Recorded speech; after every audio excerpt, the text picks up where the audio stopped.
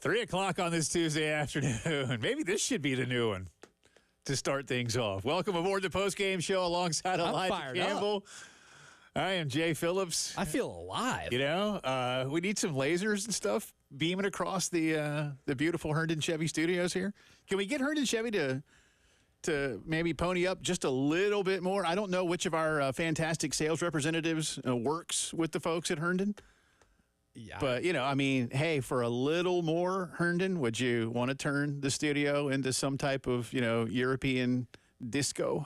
Into like a rave, Yeah. You know? I mean, I'm cool with maybe like a multicolored light disco ball. Sure. Or, you know, or like one of those deals, you know, turn all the lights off. We have like glowing shirts. Like, Sure. you know, glowing I'm down shirts. with that.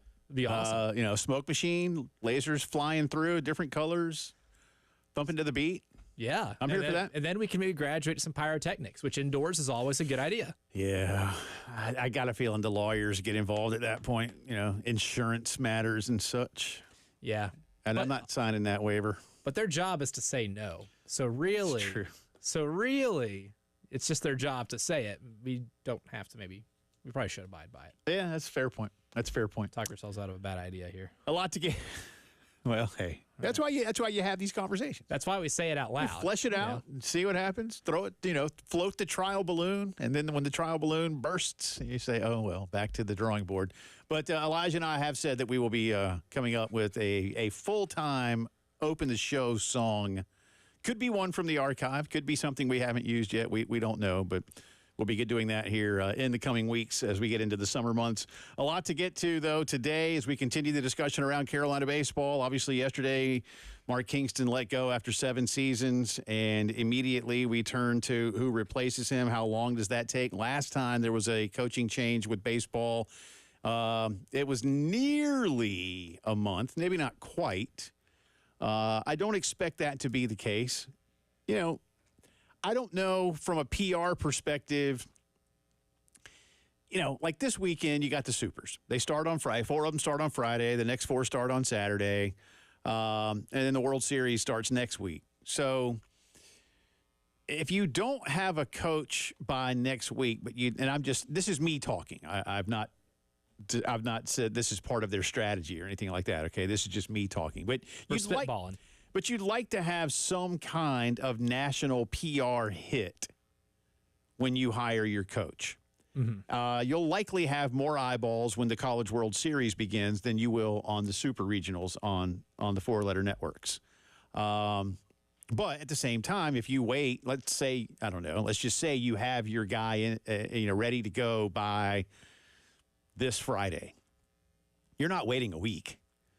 So you're going to go ahead and get it out there at some point on Saturday, and it can be talked about. This is going to be, unless someone within the Southeastern Conference currently leaves for another job outside the conference, and even then there'd be a vacancy, I guess. But I think South Carolina is going to be the only opening this year. I can't think of anybody else that's going anywhere because really none of the biggest name schools are going to have a vacancy. They're all fine, right? I mean, this might be the best year to go on a coaching search. Maybe. But I can't think of any. I mean, I don't think Auburn's making a change. I don't think Missouri's making a change. Alabama just got their guy from Maryland after the Bohannon debacle. You know, Coach Johnson's doing well across the way in Athens. So I think Carolina's going to be the only one. Now, if Carolina goes into the ACC and gets somebody, I don't know. You on and on we could go. That's the beauty of the coaching carousel. But, how do you get your PR hit? Does it matter that much? Again, I think you'd like to get a little something out of that. But we'll see. Don't know what kind of timelines out there. I've been asking around a little bit today, as many people that cover the team have. You'll be shocked, Elijah, but I didn't get an answer. As I probed around, and the question was something to the effect of, is there the potential that one of your candidates is still playing? So, didn't get an answer on that. And which means it's not out of the question. Yeah, I don't know. I don't think that person is still coaching. I don't think so. I don't know that to be the case, but I don't know. I mean, I know some of you would like to pursue Kevin O'Sullivan again. I get it. There's the pipe dream type stuff with, could you lure Tony Vitello out of Knoxville? I still no. Coach Mangione in Lexington, no. I don't think so.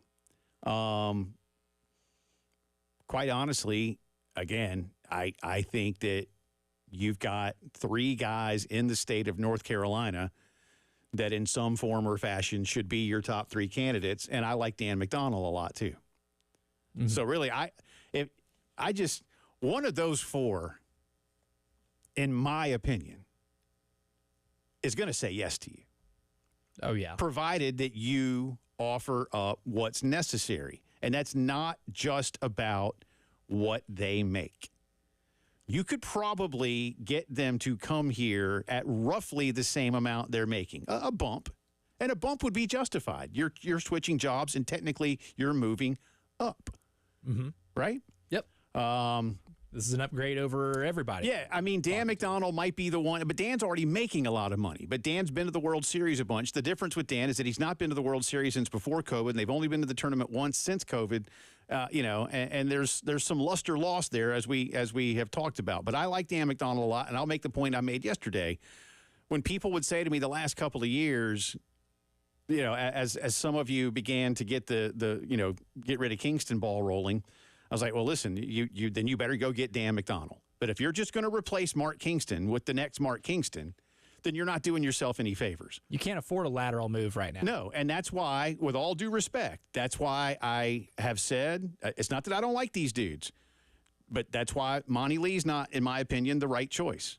That's why Skylar Meade is not the right choice. And it's certainly why Landon Powell is not the right choice. You don't have the luxury of waiting around this time for someone to grow into the gig. You just don't. Again, you've been passed by Tennessee and Kentucky, and you and I found it somewhat ironic. You have been passed by Kentucky because Kentucky's hosting a super regional this weekend, but you went 3-1 against Kentucky this season. Mm-hmm. It proves that your program can get it done. That's why, again, I'm not going to try to rehash the history. That's why the Georgia and Tennessee weekends were so incredibly disappointing. It's like you got to win one of those each weekend. You got to go win a couple of them. You don't have to win the series, but you can't get swept, and you got swept twice. I digress. But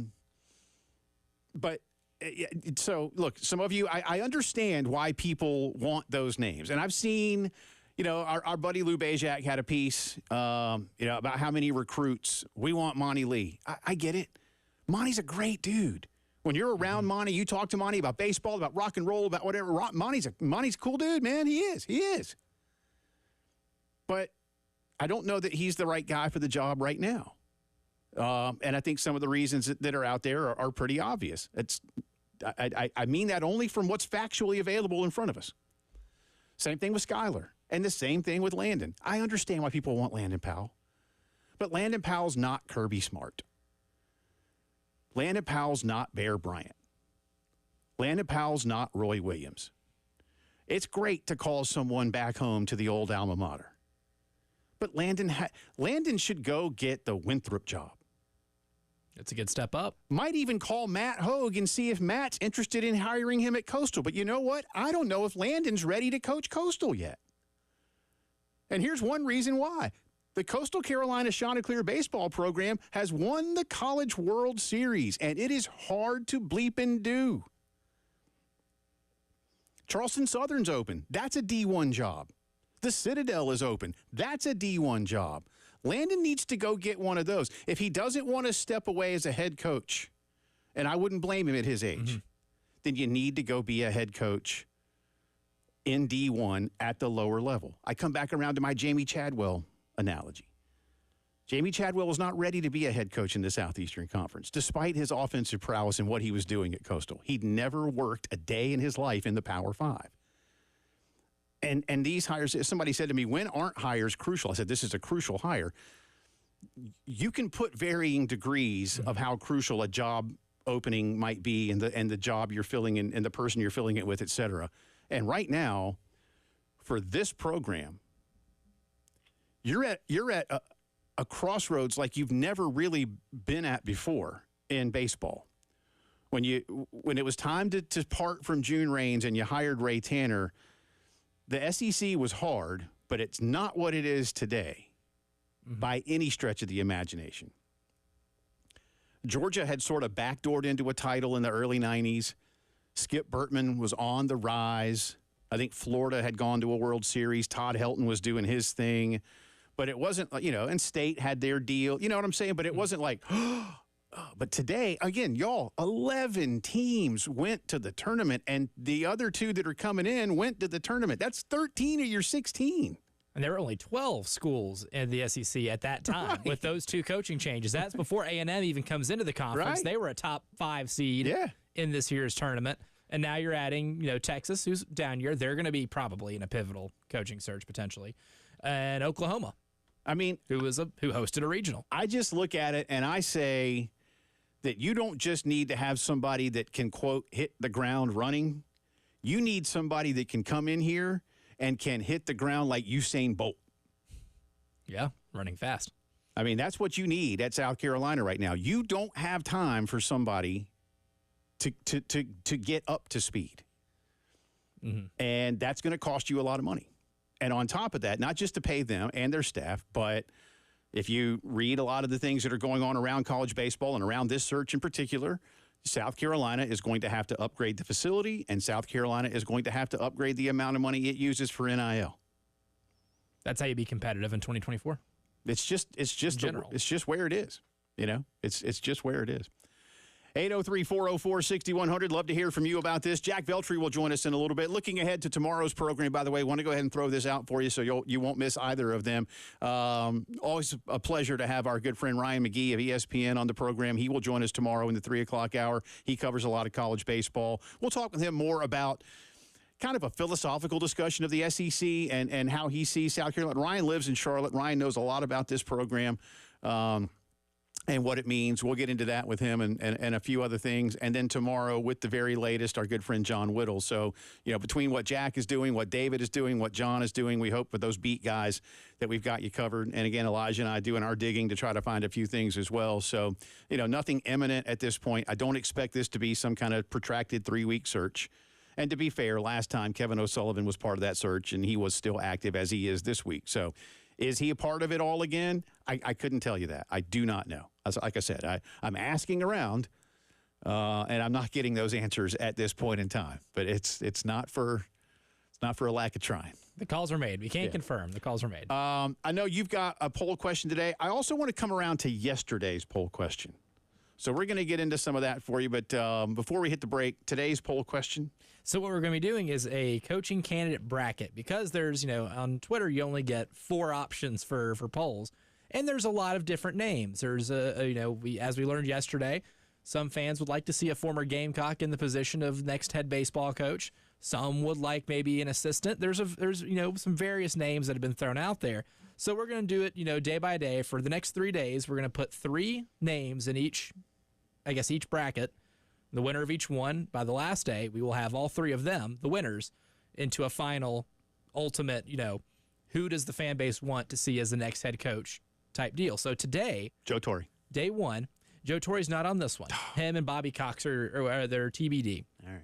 But today, out of these 3, who would you rather see South Carolina hire?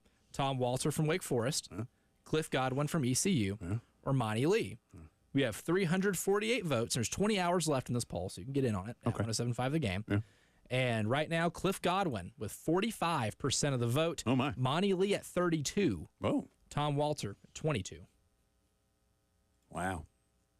Surprised to see Walter last. Yeah, might I suggest that if some will delve a little more deeply into the numbers, they might twist their thought just a little bit. We'll get into that. Got some phone calls lined up for you. Text line as well, 803-404-6100. And again, Jack Veltri coming up in about 15 minutes. This is the Tuesday Post Game Show.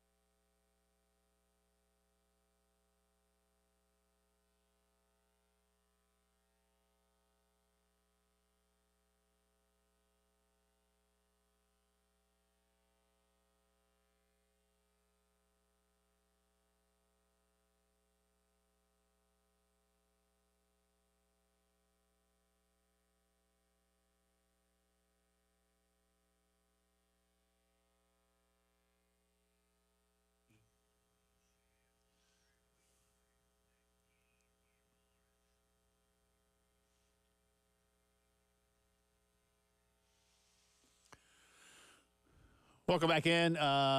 Thunderstorm warning for Calhoun, Lexington, Richland counties until 3:45, so another half hour-ish. So do be careful. We just had a pretty good downpour come through downtown Columbia. Still raining, but not quite as heavily as it was a few minutes ago, so be careful. But severe thunderstorm warning for Calhoun, Lexington, Richland until 3:45.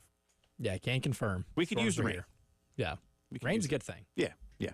Let's get to, I know Justin was hanging on yesterday. We were so busy. Justin, I thank you for your patience yesterday. I apologize we didn't get to you, and I'm glad you're first up today, buddy. How you doing? Doing good. How about you guys? Doing well. Hey, guys, I'm not saying about kids being fine, but I would say it's business, but at the end of the day, you got to go out there and get a bit well. You can't go mess around another kiss again, you know? Mm-hmm. No, I agree, Justin. I really do. I think, look, as I've said, I'm not naive here. I understand the allure of the alum or the allure of the guy, in a guy like Monty, who's been an assistant coach here in 2 stints, has coached down on the coast, has coached in the upstate, and knows the landscape. He's from around here. I get all that. And, it's just this time around, can this program afford another? Everything's a roll of the dice. Everything. Again, I joke, but you could go hire 1996 Joe Torre, and there's no guarantee, right? Because Joe would have to recruit. 1996 Joe Torre would still have to recruit. He would. And manage NIL. That's right. When usually a general manager would do that. Yes, he's not ringing Brian Cashman's not walking through that door. He's not. But, I just think this time around, and I feel, I don't know, we'll see. Look, Twitter polls, I always say, I wish they were more scientific. It's hard to gauge, Or get a larger sample size. But I just personally believe, Justin, to your point, this time around, you can't go out and hire someone who is at the same level, with all due respect, of a Mark Kingston. And I like Mark. Mark was very good to the station. He was very good to us. He's a good person. I like Mark a lot. Not the biggest ACDC guy. I was surprised by that. We had fun talking rock and roll and other things, but business is business, as Justin said, at the end of the day. And this time around, I just don't see a middle ground. That's all I'm saying. You're in or you're out. Do you want to win at the highest levels of baseball? Then you have to spend the money that the folks at the highest levels of baseball are spending. And right now, you're not. And it can't all be about the money. I understand that. Mm-hmm. You've got to have the fit, the feel, the guy. I look at, we had a caller yesterday, a listener yesterday. I guess it was a text. Say, why would you guys say Tom Walter over Dan McDonald? Just look at the winning percentage. And the point Elijah and I made was look not so much at the last couple of years, but look at what Tom Walter had to work with relative to what he's been able to do and the type of talent he's developing, the winning culture that he's built almost quite literally from the ground up in Winston-Salem. And the same thing with Chris Pollard. Listen, Dan McDonald did it to a large degree at Louisville as well. And the word may be, as Terry told us when he was interviewing a guy from Louisville earlier today, that Louisville is like, Dan, I don't know, you're here. You're not really helping you out with NIL, buddy. You need to go just do it yourself. Where's the rub there? Mm-hmm. I don't know. Dan's only in his mid-50s. I can't think that Dan McDonald has suddenly forgotten how to coach winning baseball. There was a thought that maybe Dan McDonald is someone carved out more like a Dabo Swinney and doesn't really want to fully embrace the new era of transfers and NIL. Which is a red flag in its own. And if that's true, then that's something that you need to be concerned about. Interestingly enough, and I'll throw this out there, what's the NIL situation for baseball players at schools like Duke and Wake Forest? I don't know.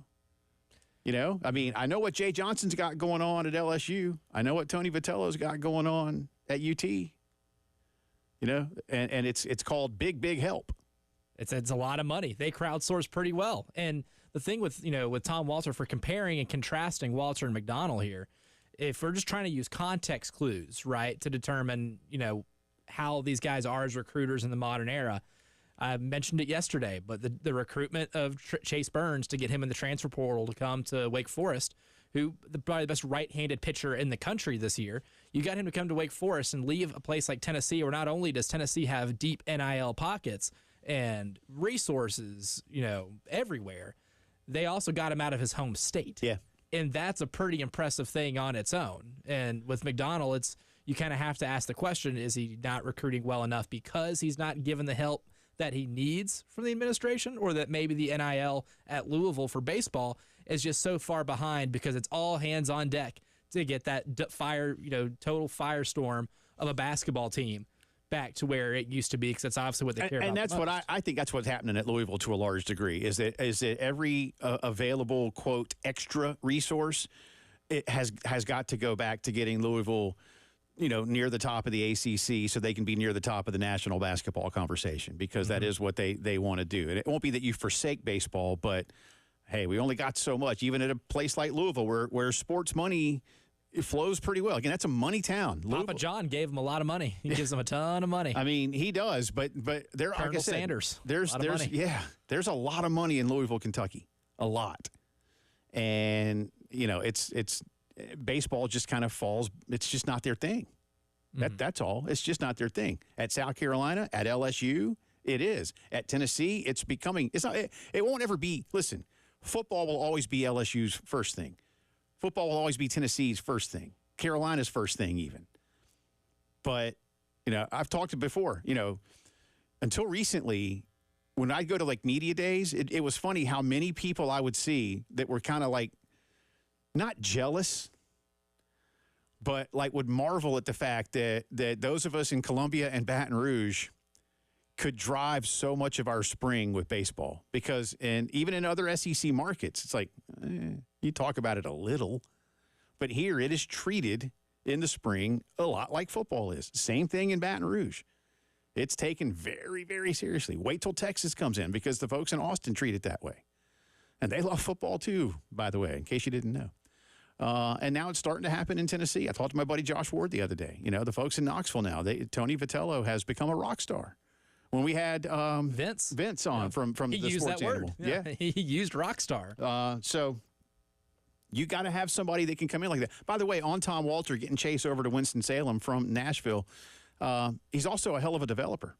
Yeah. Oh, certainly. And I think that might have been the biggest allure, is like, oh, this dude's going to get things done with me to make me a top 10 pick. The pitching lab alone, like the type of investment that Tom puts into the development of these players. Like, look, Rhett Lauder's development alone, where he turned him into a top pitching prospect, to be a top 10 pick, and to basically be the crown jewel of the Cincinnati Reds farm system right now, is pretty remarkable. And the way he's been able to develop pitchers that way, and that's something you just haven't had here, right? You've had solid pitchers. And we talked all year long about how that was one of the things maybe keeping them from being a team that hosted regionals this year, was because they did have those various pitching struggles.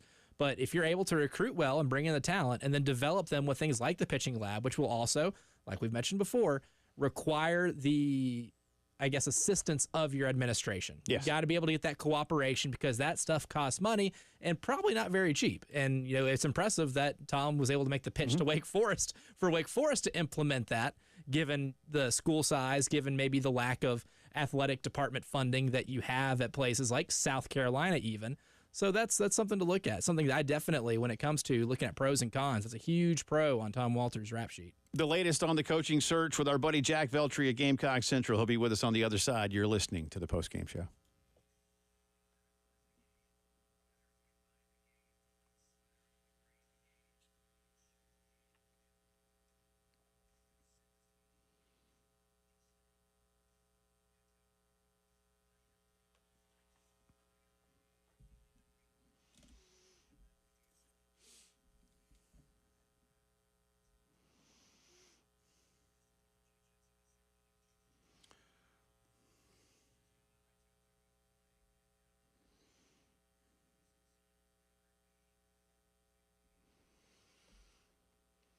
Been telling you for a while about the great people at Palmetto Citizens Federal Credit Union. They've been helping their members save money and do all of their banking since 1936. Now, here in the modern era, they've got some great new things that they're very excited about.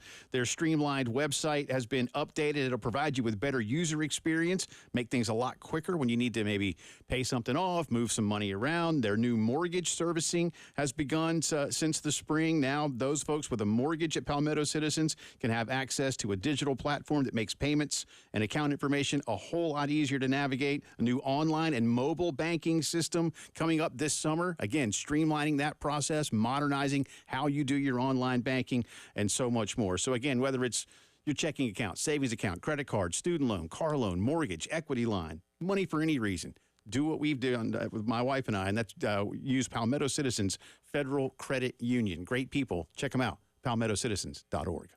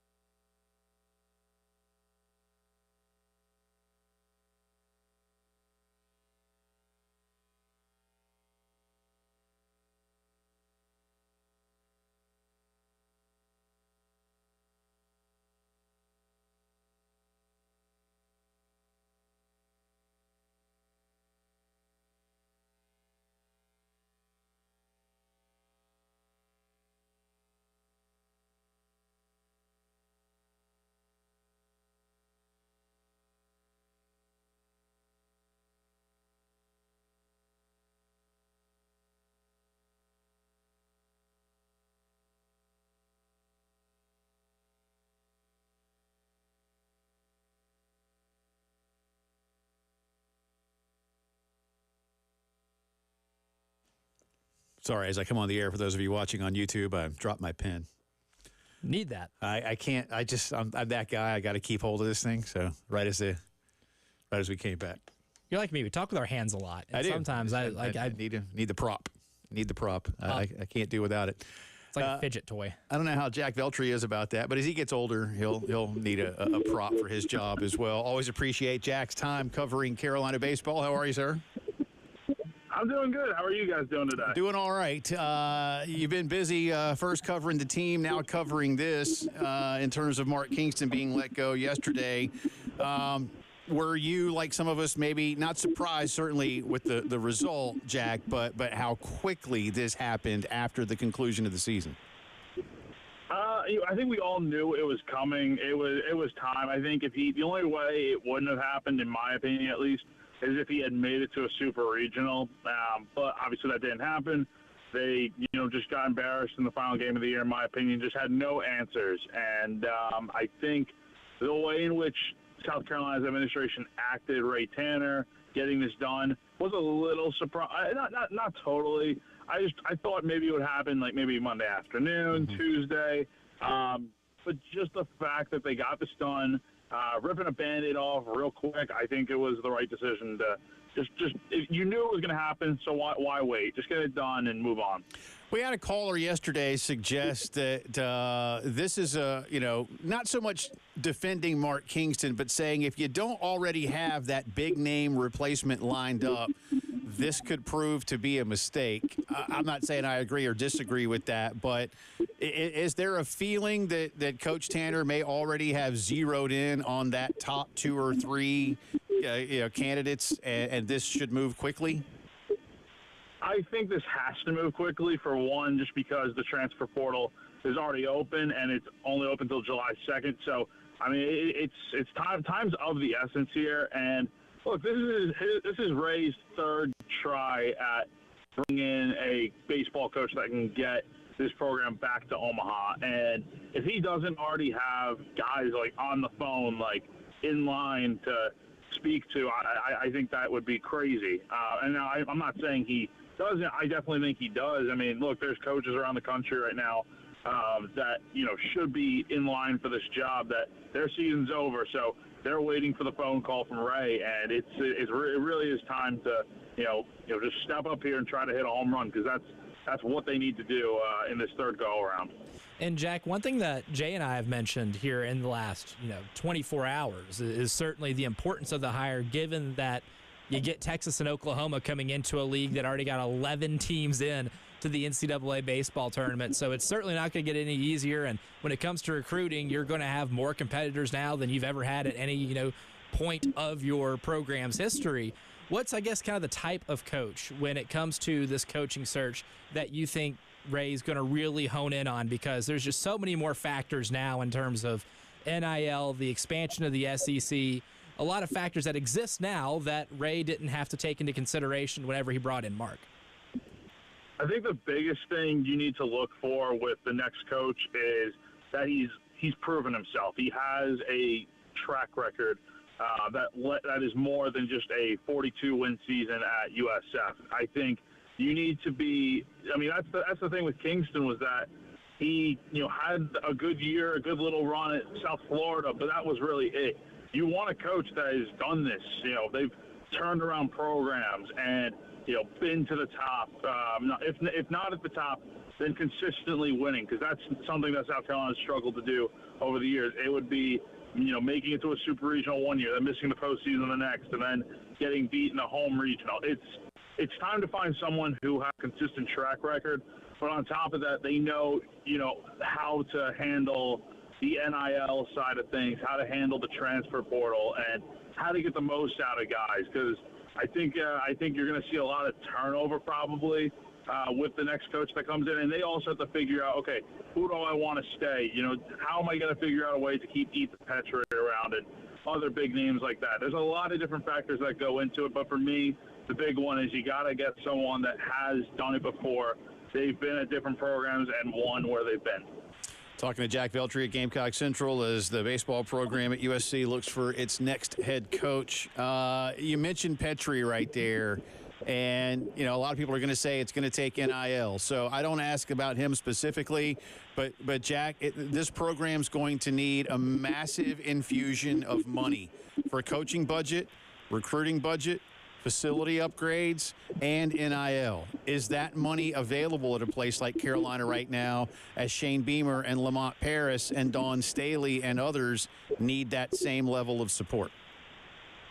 I was listening to you guys talk a little bit with DC. I think it was yesterday, and you guys were kind of talking about that. So, thinking about it a little more, I feel like, baseball is the one thing at this university that has been winning and consistent for ever now, it feels like, since the 70s. And, women's basketball is obviously king in this, in terms of athletics at South Carolina since the 2000s. But I think right now, I think people would invest in baseball and such if they're getting the right guy to lead them to where they want to go. Because I think the results will come as long as you go out there and you don't hold back money to get the coach you want and give him the funding he needs. I think you have to be able to spend bigger.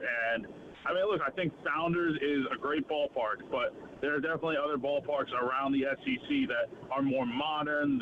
They're more updated.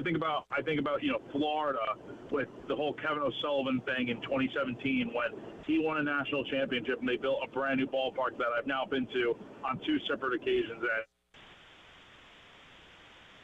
I think we might have just lost Jack because there you go. Sorry, Jack. We lost you for a second. No, go ahead. You're good. Oh, well, anyway, there's not going to be a new ballpark for South Carolina anytime soon, but I think you definitely got to put money into maybe enhancing it a little bit, and as well as giving the new head coach the chance to get the support staff around him that he wants. And, you're talking about, the spending. It's going to be an expensive hire, not just because of those facility upgrades that you mentioned and how much that would help in terms of recruiting and the NIL landscape and everything like that. But, Jack, off air, we talked, about Tom Walter and exactly, he just got an extension from Wake Forest. But if you can gauge his interest, and that's the guy that you really want, how much is, something like a long-term buyout or a buyout from somebody who just got an extension, like a Tom Walter, going to factor into making this decision?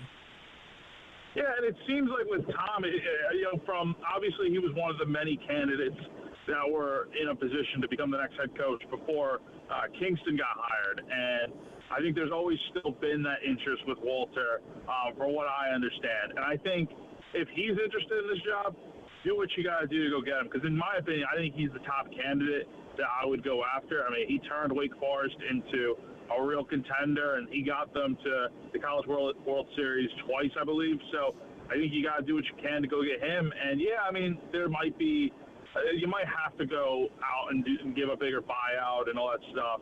But I think you can't penny pinch with South Carolina baseball. You have to go big or go home, in my opinion. And I think with Ray, if that's the guy he wants, South Carolina has to support him in terms of giving him the money he's going to require to get a big name. You cannot cheap out with a hire like this that is so crucial to the next 5 to essentially 10 years of this program. I would like to make that the last answer. I've got about a minute left because that was just spot on, in my opinion, sir. So I'll just simply ask you, you hearing anything about a timeline in terms of how quickly they'd like to make this happen? I've been asked about that a few times now, and, the fact that Ray was able to go and just, make this firing happen as quickly as he did, you brought up that question earlier, Jay, about, different guys, and does Ray have someone in mind already? I think they got to turn this around within the next 7 to 10 days. If you're asking me how long it would take, I would say 7 to 10 days at maximum. I think maybe by the end of the week we know who it is. We hopefully will start hearing some names here soon. But I think there are definitely coaches around the country that will be getting the call, and it's just a matter of whether or not I think South Carolina is willing to go the extra mile and pay up what they need to pay up. Well, listen. I think the way you described it in the previous answer, I'm 100% with you. So let's see what happens next. Jack, appreciate you as always. Again, great stuff. Y'all follow Jack on Twitter. Jack T. Veltri, catch his work at GamecockCentral.com. And I am certain we'll talk to you again here very soon. Appreciate you, man. Good stuff.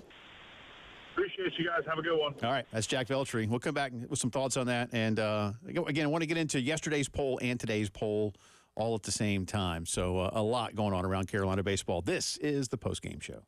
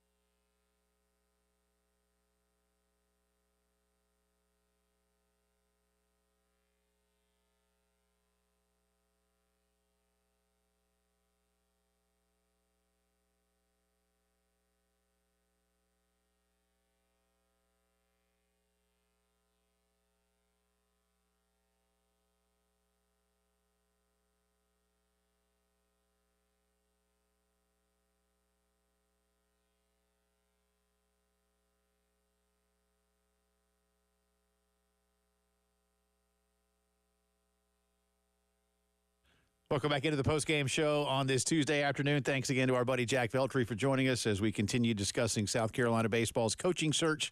Mark Kingston let go yesterday morning. Again, last time around, it took a few weeks, mainly because of the pursuit. I'll just say it. The pursuit of Kevin O'Sullivan. It was pursuit, right? Yeah. Yeah.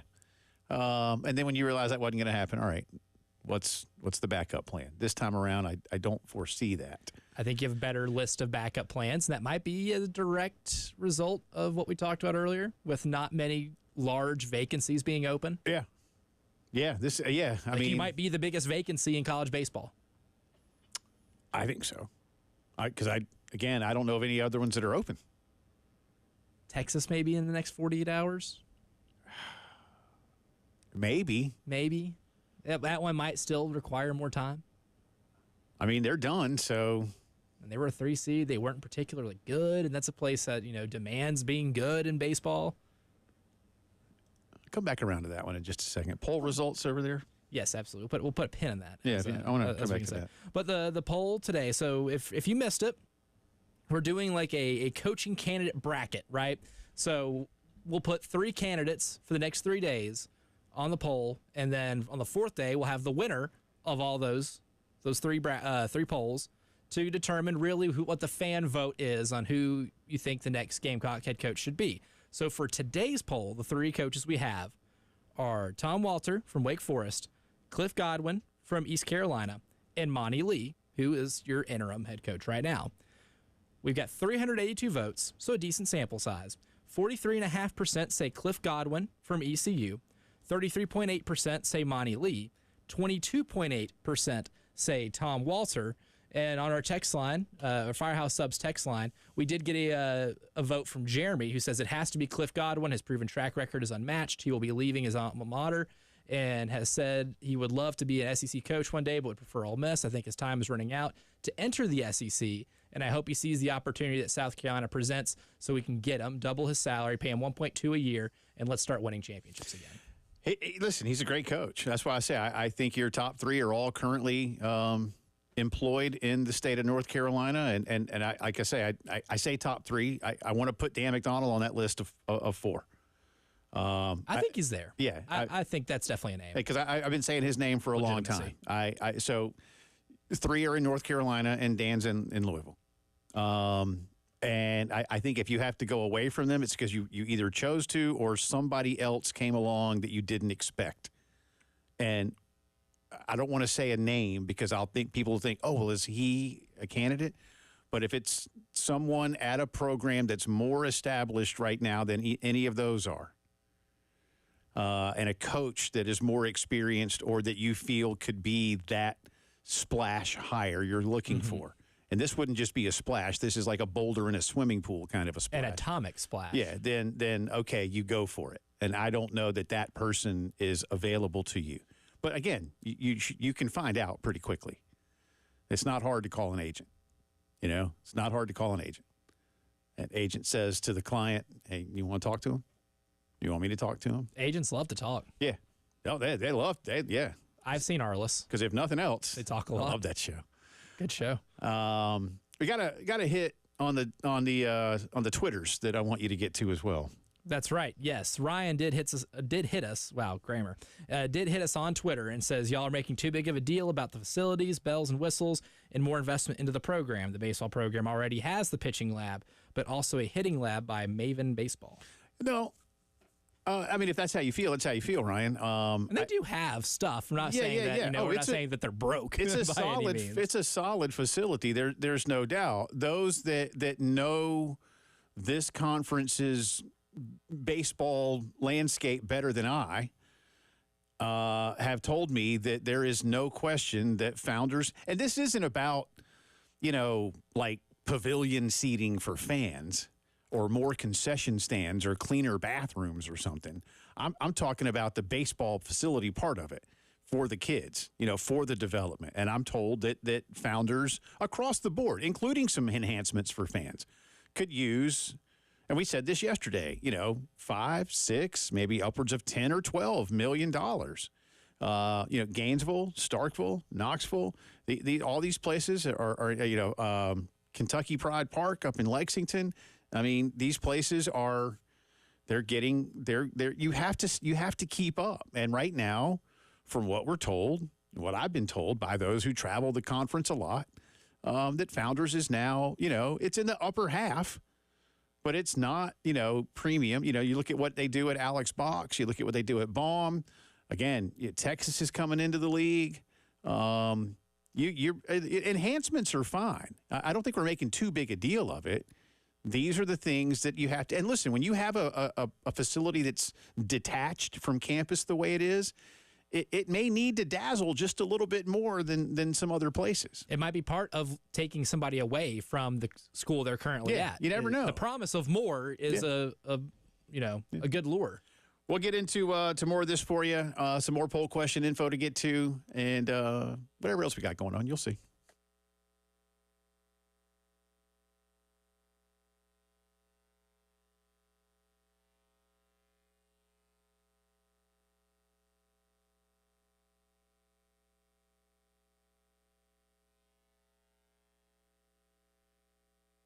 Cato's Power Equipment, some of my favorite people to talk about. Why? Well, because I like doing yard work. I don't like doing tons of yard work. I like to do it. I like to get it over with.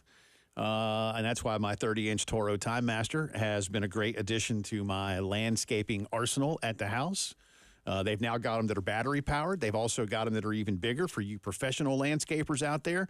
At Cato's, you can also rent equipment. Maybe you need to aerate the backyard, or maybe, you are a professional landscaper. You don't have that stuff at your disposal all the time, but one of your clients needs it done. Stop by Cato's. You can rent those things for, very inexpensive amounts on a per day, per week basis. See what's out there for you. There's a lot going on at Cato's. You love what you have, need it serviced. The service department get you in, get you out, get you back to work real quick. 4012 West Beltline Boulevard.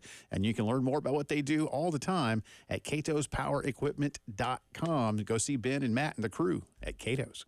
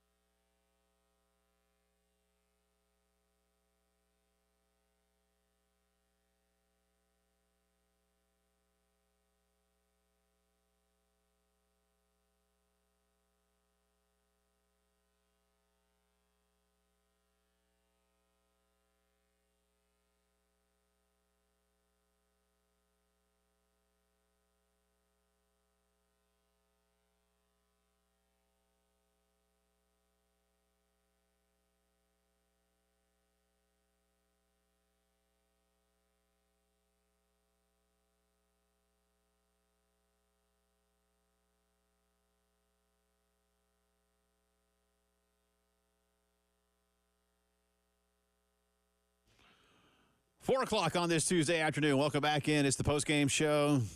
Hour 2 coming at you from the Herndon Chevy Studios, downtown Columbia. Jay Phillips, Elijah Campbell. I look out our windows here on Gervais Street face south. We immediately face the graveyard at Trinity Cathedral. But as I look to the skies to the south, I call that's an evil-looking sky, Mr. Campbell. Quite dark for 4 o'clock in the afternoon. See, your angle's better than mine. All I see is the graveyard, lovely scenery, and the sunshine upon it. But if it is ominous as it sounds, I'm looking. I can see the sky to the south, and it don't look good. Very dark. So be careful, please. We just had a severe thunderstorm warning go out around 3:45, but I imagine some of you in the listening area still have some issues. And if not, I'm afraid it's coming. So just be hence the warning. Be careful out there. I want to read something funny real quick. This was great. I don't know who this person was. I just happened to see it on the feed of a guy I follow who covers A&M. But it was really funny. It's a lady named Lauren over the weekend at Bluebell Park. She says, "A conversation with my 6-year-old." And here's the quotes. First with the 6-year-old. "The home team is supposed to bat last. Yes, I know. But the Aggies are batting. They have them as the visitors tonight. But they're in College Station. Yes, I know. And they're the better team. Yes, I know. I don't get it. Yes, I know." We had this conversation yesterday, did Elijah and I. The NCAA's Committee on Smiles and Sunshine doesn't really care too much about the sport of baseball at regional sites.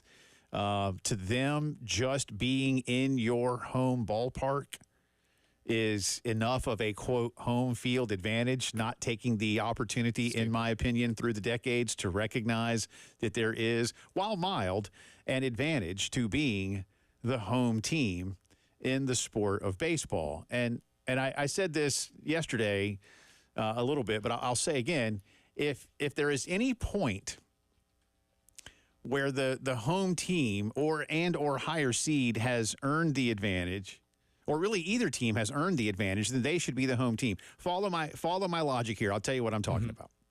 So let's take a 4-team regional like we had this past weekend, all right? And let's say that seeds 1 and 2 win on day 1. Like they did. Okay, and so seeds 1 and 2 then advance to the winner's bracket game on day 2. Okay? Now, in that game, in my opinion, regardless, the 1 seed should be the home team.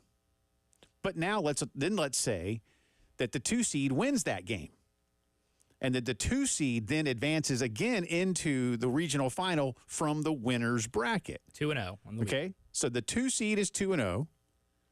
The home team 1 seed is 1-1. 1 seed goes the next morning and beats whomever and advances to the regional final at 2-1. The team that's undefeated should be the home team. They earned it. Now, let's say again that then in that game, the home 1 seed wins, so that both teams are once again even at 2-1. 1 seed should be the home team the next day. 1 seed should be the home team the next day. And yet, yesterday, of the 5 do-or-die games where all of them involved the home team, the host team, only 1 of them had the host, Oklahoma, as the home team for the sport of baseball because of coin flips, which is, again, it's dumb. And ironically enough, they're the one who got smacked. I don't mind that in the Supers coming this weekend, game 1 at every Super site, the host will be the home team. And I don't mind that on day 2, the host will be the visitor for the sport of baseball. But any of them that go to a game 3, the home/host team should be the home team in the sport of baseball because you earned it. The whole season, leading up to this. There's a reason you seed them. Again, there are small little instances where I can see a non-host being the home team because of it's something that's earned. That's how this should be. Merit should be how it's done. But as I've said, the NCAA Committee on Smiles and Sunshine thinks that it's perfectly okay to just be at home. That's enough for them. It's not fair for them. Listen, I remember back in the day, and I don't think they still do this. I don't recall it last year, but I remember at least back at Sarge Fry at a few regionals, they would play Take Me Out to the Ball Game at the top of the set, so at the end of the sixth. And I was told that the NCAA, some committee decided to do that because it wasn't fair to the teams that were visiting. I didn't know Take Me Out to the Ball Game had an inherent advantage. And I asked myself, like, how does that even come up as a topic? Who brought it up to begin with? I want to know who it was. I mean, the tradition of the sport of baseball in this nation for more than 100 years is that you play that song in the middle of the seventh. And it was done because whatever president, like, stood up one time and they played it, like, it was literally like a seventh inning stretch. Like, it's, and then some at some game in Washington back in the day. I think that's the legend, right? I something like that. I was like, how does that even come up? But so to this woman, Lauren, and to your 6-year-old, and I threw out my own tweet and I said, by not getting it, this kid totally gets it. And I said, welcome to the world of the NCAA. It's just, so I don't know, y'all. I did the face palm emoji instead of shoulder shrug guy, but you could do either one or both. But all these years later, I don't know why they feel like that's enough. Like just having the home crowd or the home field or the whatever is enough. No, there is, and again, it's a mild advantage. But there is an advantage, nevertheless, in being the home team and this to have the last at bat. That's one of the things about being that team. And if you've earned it, then that should be applied. This is not hard. The irony of you using, our NCAA committee of sunshine, Smiles and Sunshine. This fictional committee. No, it's real. Well, it's a super secret committee, but it's real.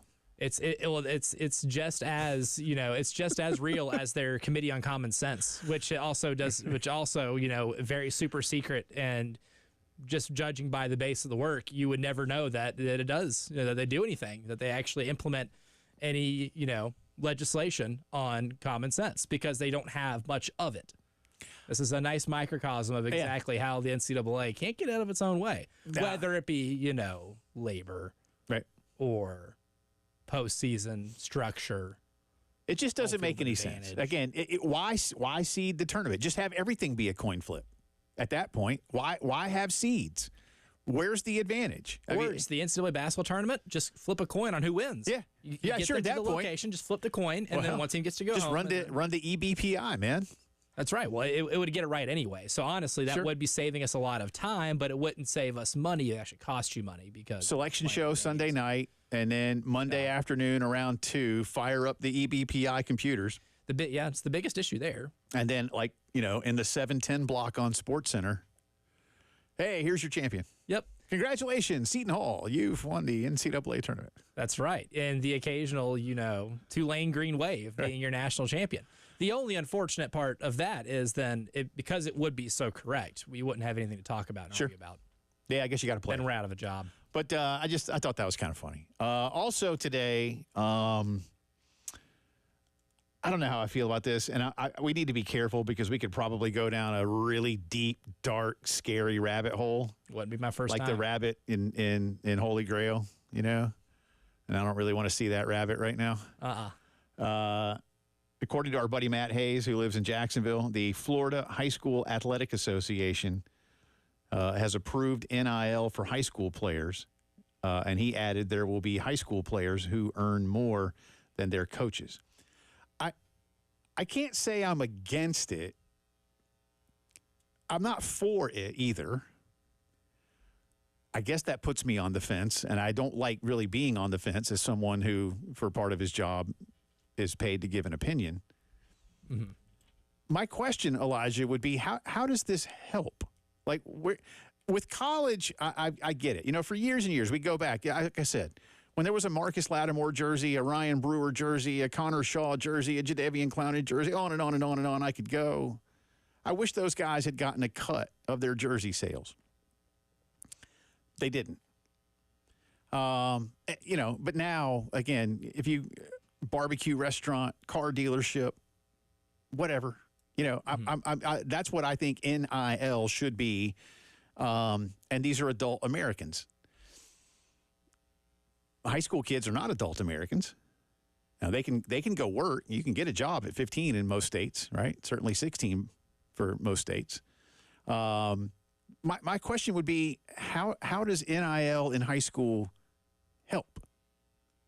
What's other than, I mean, a kid getting some money, but I mean, from the school district? Is this to prevent somebody from moving? I mean, don't they have residency requirements for public schools anyways? I just think it's only because it's logically consistent with what you have at the collegiate level.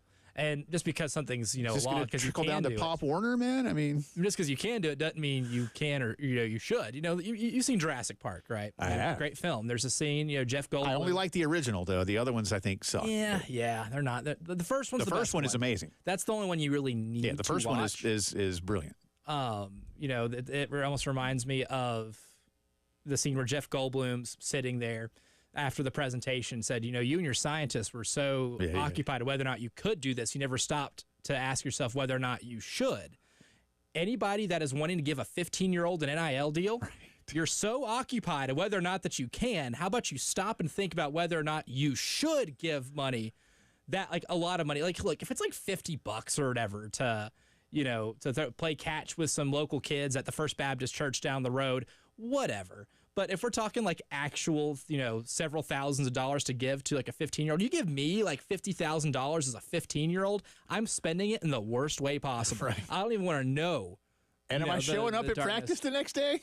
Probably not. I mean, at least maybe, I don't know, dangle it, as a carrot. Like, hey, at the end of the season, you hit these benchmarks, and here's, Pizza Hut's going to give you an NIL deal where we all get a big pizza party. So maybe we've had it along, the entire time. But I'm not saying I'm against this. I just, again, we're going to come back around to, hi, I'm Billy Smith, a sixth grader on the, whatever middle school team. And, I buy all my video games at the GameStop on Tropical Drive. I'm getting Madden 24, my parents are getting Madden 24 for me. Well, that's what, the GameStop on Tropical Drive. I threw out on Twitter, I said, hi, I'm, and then in parentheses, insert high school player name. And as an underage kid who lives at home, I trust insert business name for all my insert goods and services, and have for most of my life. You should too.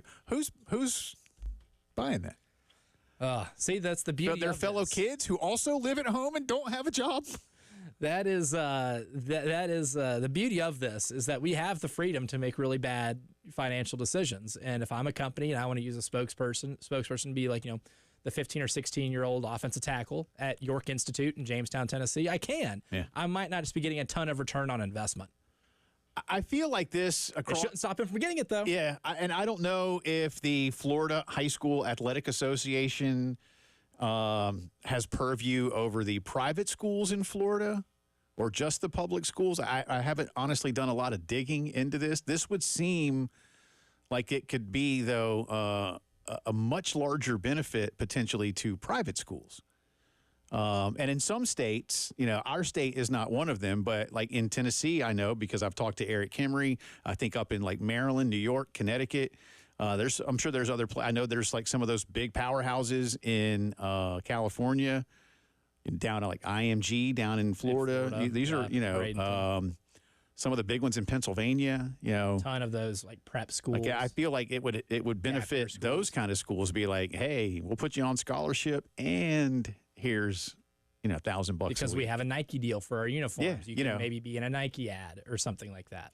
But if you're into high school football or high school athletics, again, I'm just trying to figure out where the benefit is. I mean, again, you live in the district. From the business standpoint. Yeah, you live in the district. You don't live in the district. And right now, rules are so strict about like movement and stuff. Like I'm trying to figure out where the benefit is. Get back into the Carolina baseball discussion, poll questions, and some interesting comments you guys have given us. You're listening to the Post Game Show.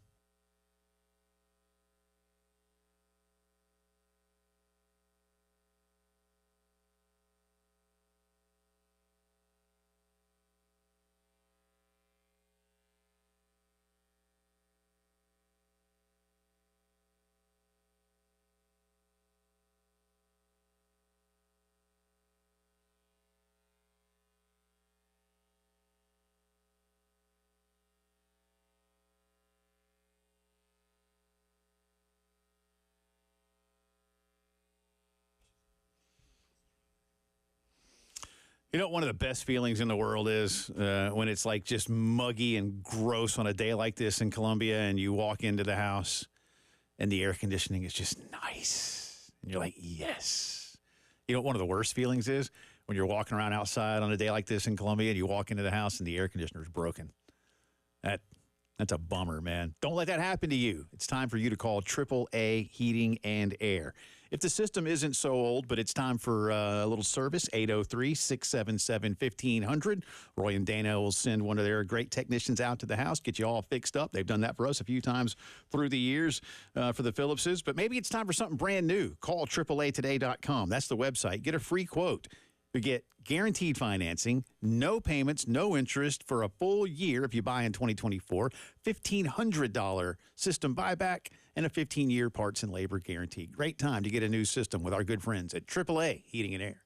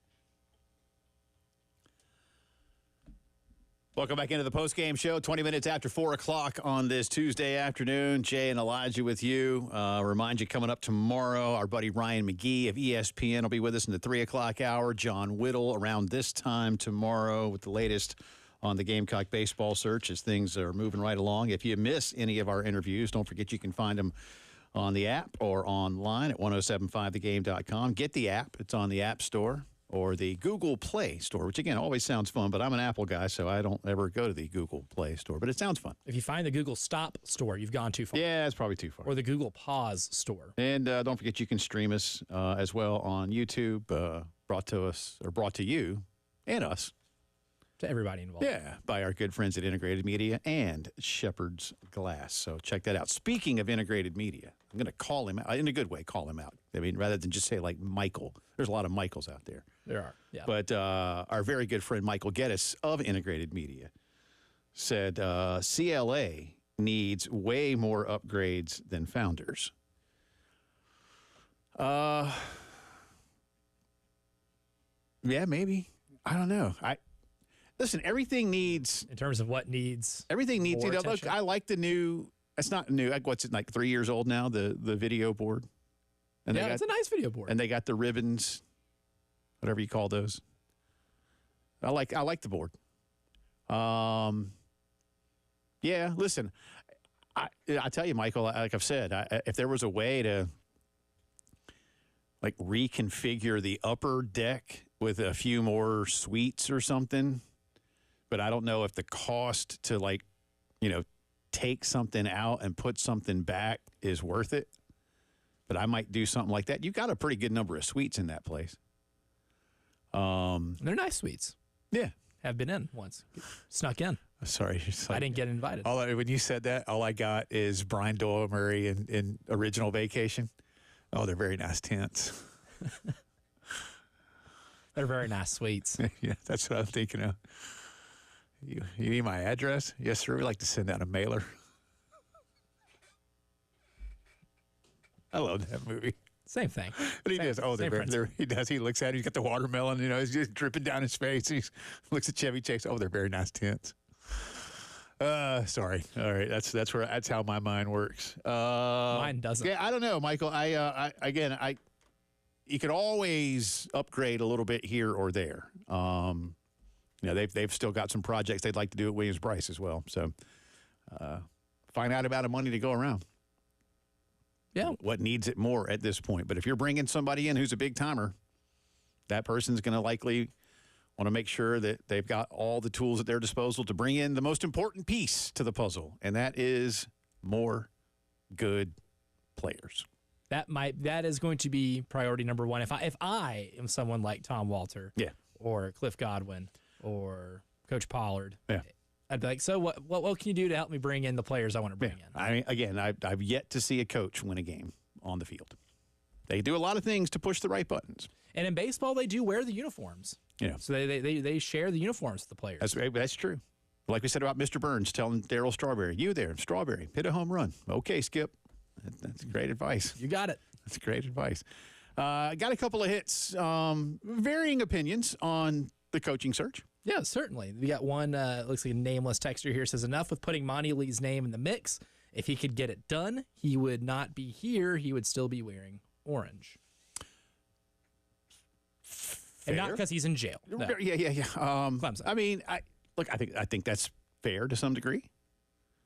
Right? I mean, Monty. Certainly. I mean, The look, reason why he's Bakich not just there got now. him to the Supers for the first time since 2010. Last time, and everybody knows what happened in 2010 with the World Series.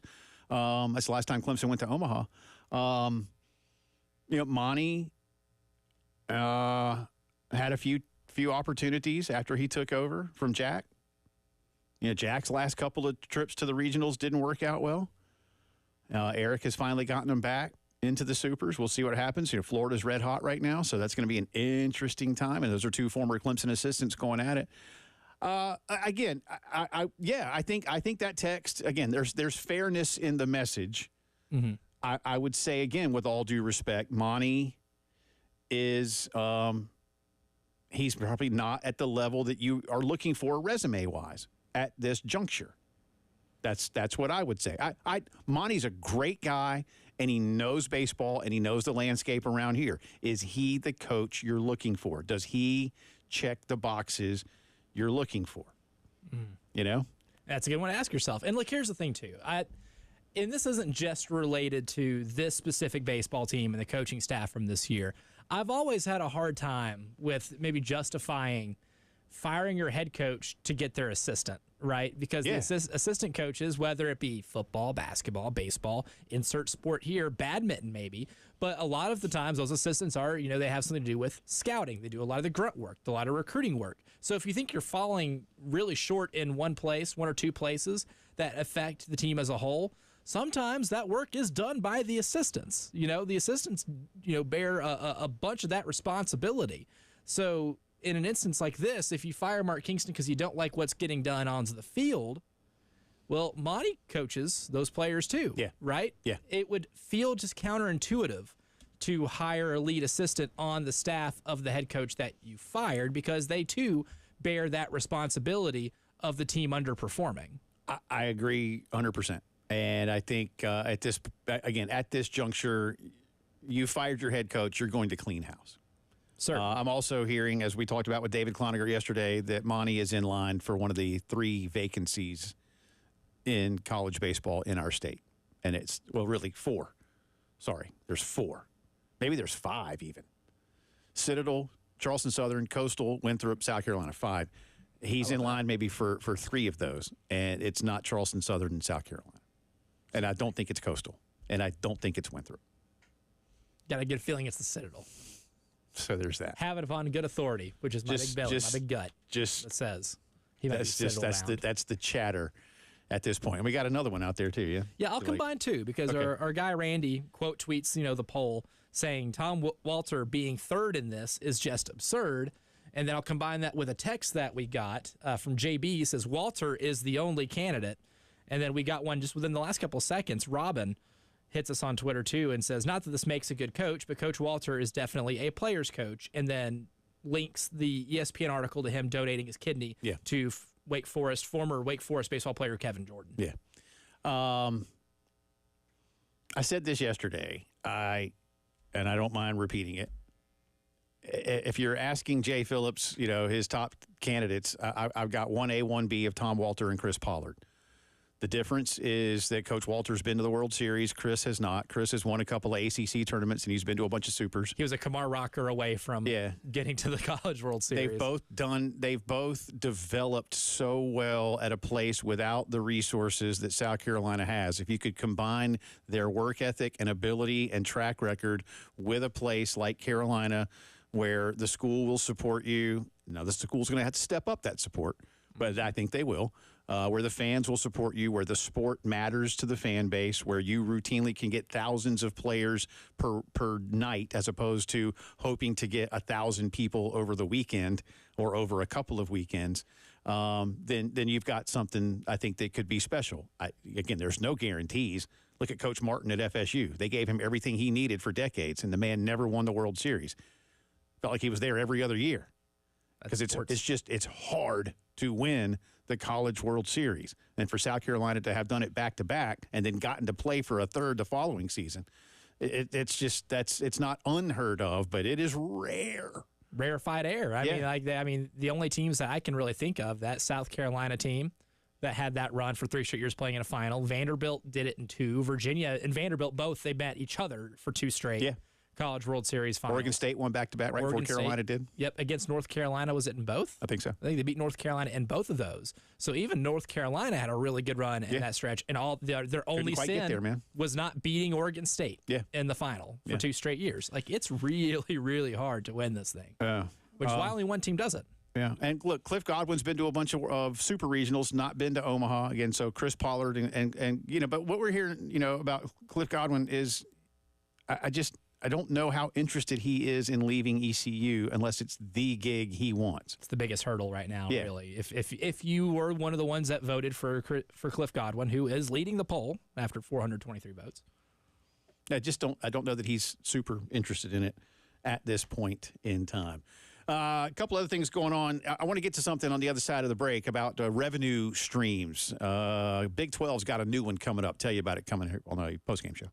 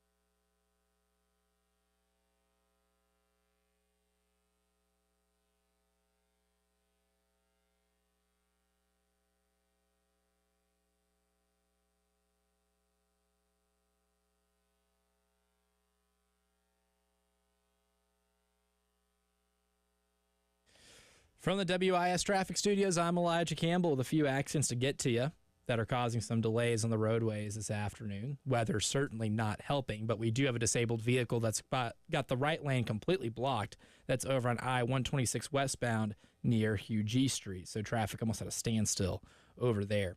All the traffic here is in Richland County, it looks like. Another disabled vehicle is causing issues on I-20 westbound at Monticello Road near exit 68.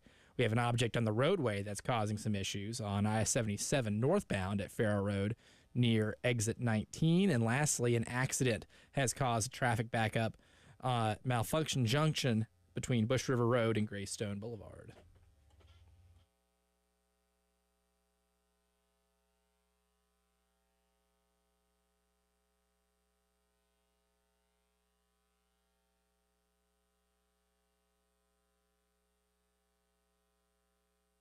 Talking a lot of Carolina baseball as the coaching search continues to replace Mark Kingston. We'll get back into that for you in just a little bit. We've been also talking as it relates to Carolina baseball, the need potentially for more revenue, and everybody's looking for new revenue streams. We've talked a lot about that of late. Might you see soon enough, corporate logos, sponsorship logos on the football field? Potentially, that's being discussed with the NCAA.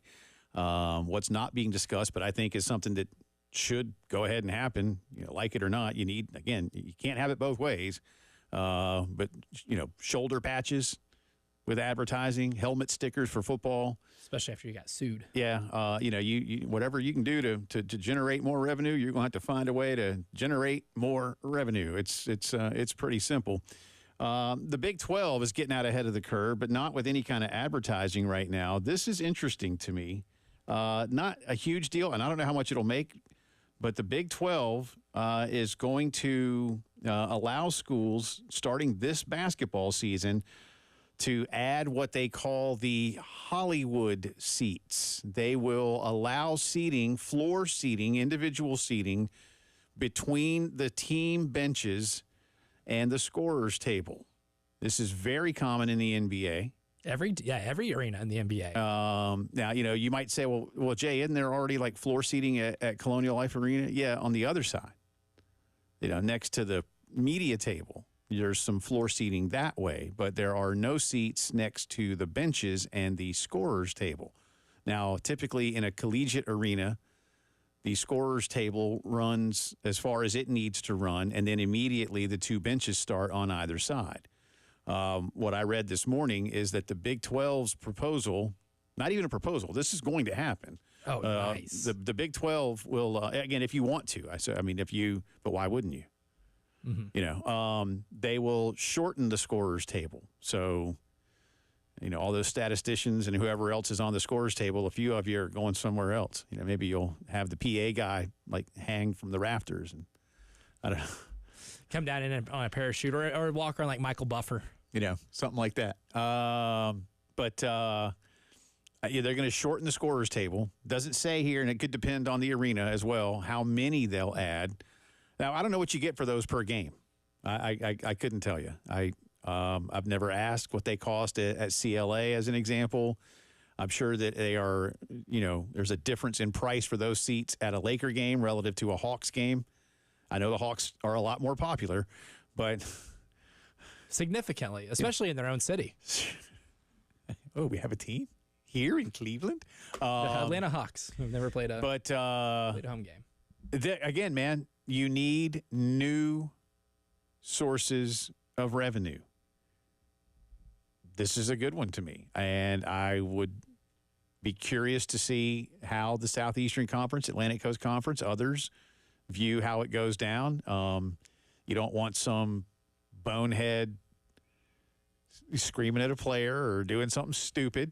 Background checks might be required. I would imagine, that for the most part, these people will be vetted in terms of their ability, to pay in advance and all those kind of things. You're not getting the seat on credit or, just selling it out front.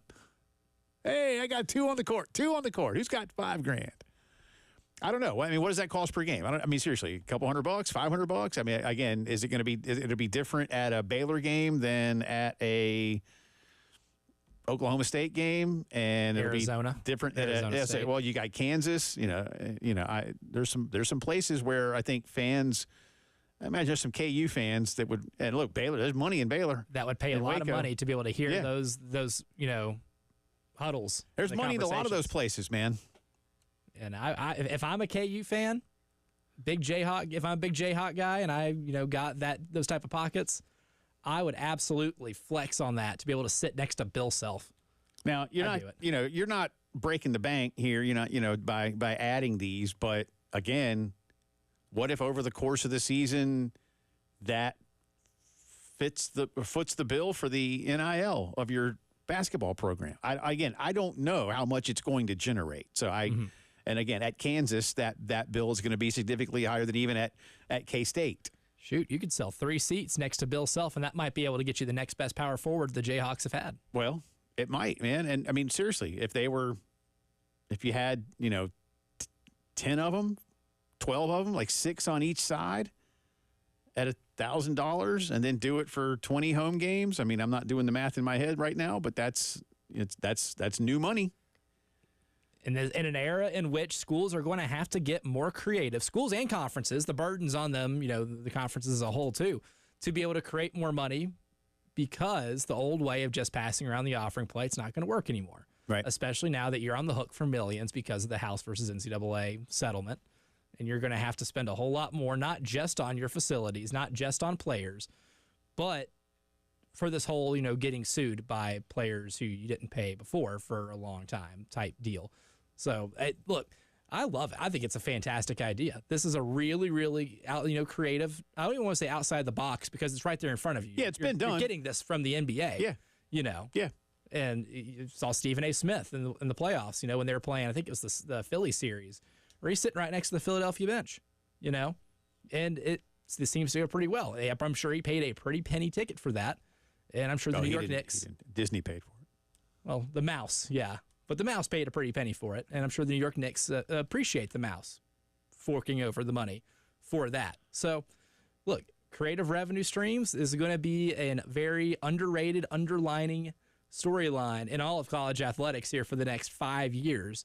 And the ones who are the best at creating those are going to be the ones who end up creating the most parity amongst their athletics and most competitiveness in all their athletics, and end up being the most successful. Will the ACC and SEC see this news and immediately begin to instruct their members to find the space to make this happen? Some certainly will. I mean, if you're a school like Arkansas, North Carolina, Kentucky. Yeah, I'm even saying like schools that make decent money with basketball, but that can get you over the top. The rest of your athletic department doesn't bring in a ton of money comparative to your peers, right? How do you do it at Vandy? Oh, man. You just let them sit like cross-legged on the floor. You'd be sitting behind the stanchion at that point. You have a pretty obstructive view put because you're right at midcourt, man. You just put them right at the court, right on midcourt. They just be courtside. Yeah. And the broadcasters can't see it because it's on a stage, like a platform. So it's like a raised platform. And the broadcasters basically sit at floor level, which is one of the worst seats in the house, in my opinion, because you can't see the lines on the floor. You can't worry about the broadcasters anymore. Nope. They're not bringing in new revenue. You put them up there in the crow's nest, which is what?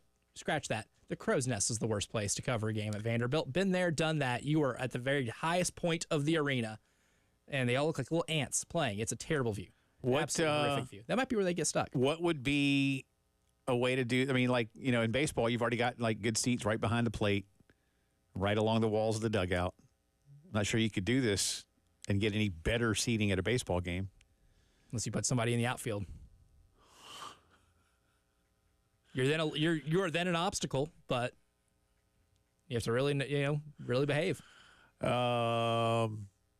Yeah, but bad behavior at a baseball game is welcomed, right? Well, it's kind of encouraged. Part of the game. Encouraged.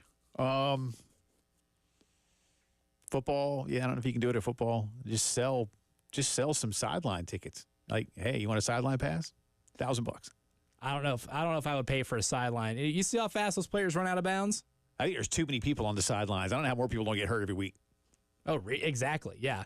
I don't even know how, chain gang, the guys that hold the chains. I don't know how, why more of them haven't had, bad knee injuries because those guys are barreling. The NFL is about to. They're still going to have the chain gang, but they're about to actually lose the chain.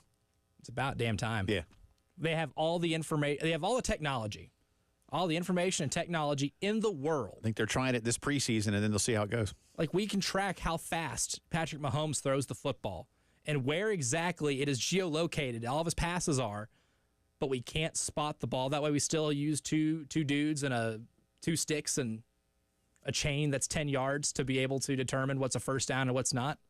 Let's get into the 21st century. Come on. Well, I applaud the Big 12. I'd like to see other conferences do this. Again, I'll say it again to close the segment. You need more new sources of revenue, and this is one way to do it.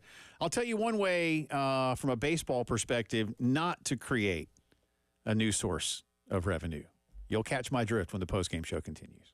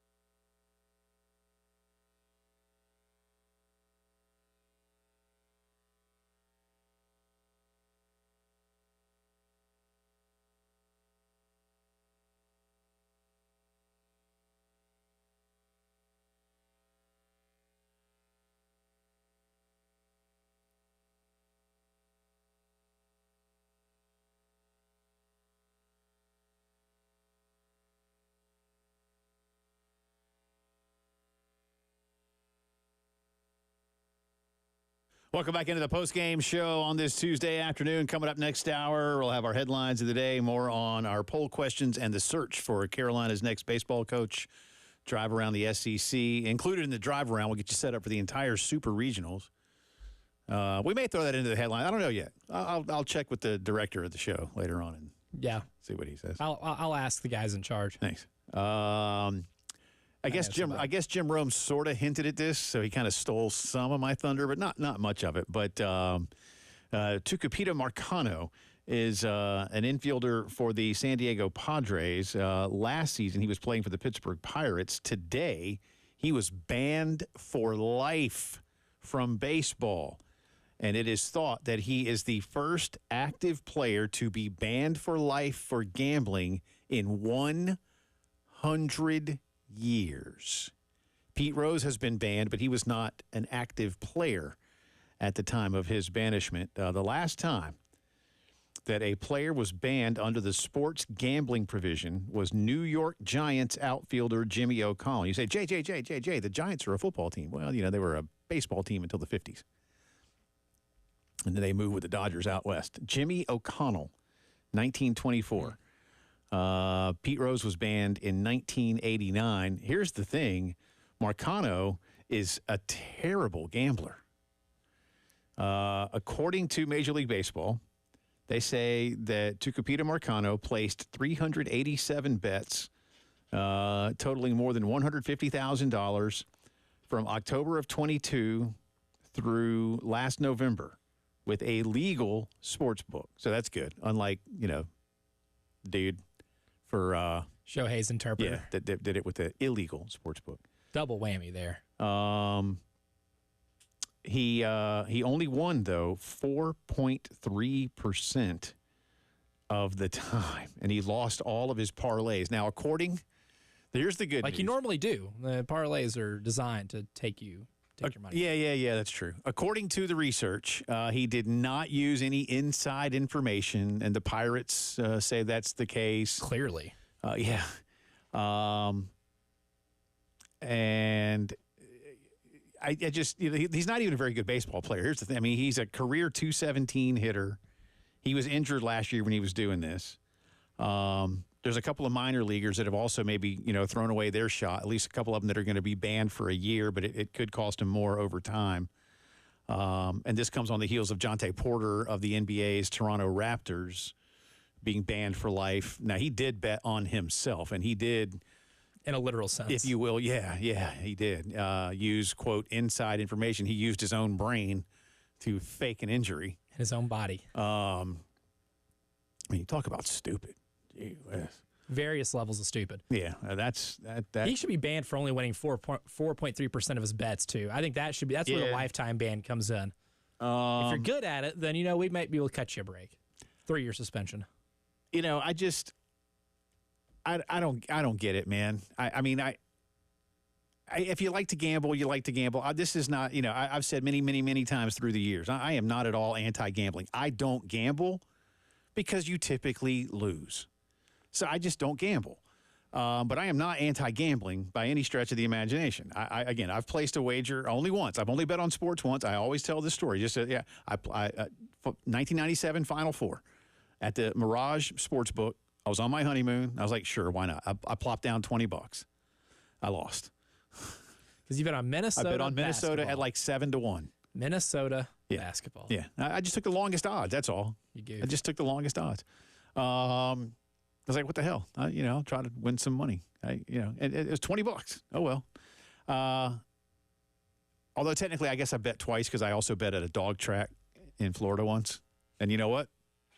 I lost. You know why I lost? Don't have a good eye for dogs. No, I guess not. I've told this story before, though. So the dog I bet on. Such a great sentence. Great sentence starter. The dog I bet on comes out of the gate, and he hits turns 1 and 2, and he's winning, man. And he comes around down the back and hits turn 3, and he's pulling ahead. He hits turn 4, and for whatever reason, still don't know to this day, dog just totally runs wide to the other side of the track. Here's why. Because it's a bleeping dog. Yeah, normally He just ran wide. I was like, what are you doing? He totally, Elijah, he was on the rail. He was winning. And he just ran to the other side of the track. Word on the street is somebody called him a good boy. Yeah, somebody called him a good boy, and he's ready to get some pets. And I was like, yes. Oh, my God. So anyway, but, if you want to bet, but don't bet on your sport, man. This is not hard. And now you're done. At 24 years old, you can never play again. Your career's over before it even really got to start. Yeah. You weren't even that good, dude. I mean, at least stay in the league and try to make the minimum for a couple of years. He's not going to make a living gambling either. That's true. He's bad at it. Hour 3 coming up. 4%. That's terrible.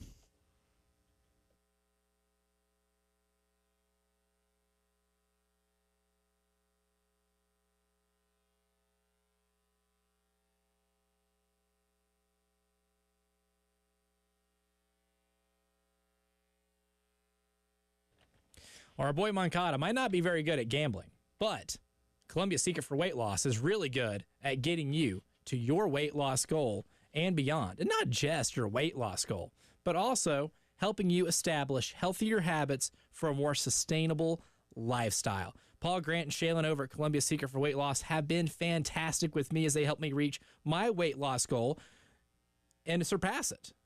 They do a fantastic job of basically coaching you through the habits that are keeping you from achieving this goal. They do all of this without any type of shots, injections, anything like that. Great coaching, great camaraderie. They help you get to where you want to be and give you a personalized plan to help achieve that goal. If you're interested in learning the secret of losing up to 1 pound of unhealthy fat per day and start your own success story like myself, give Columbia Secret for Weight Loss a call, 803-824-4210, or go to ColumbiaSecretForWeightLoss.com. Results may vary.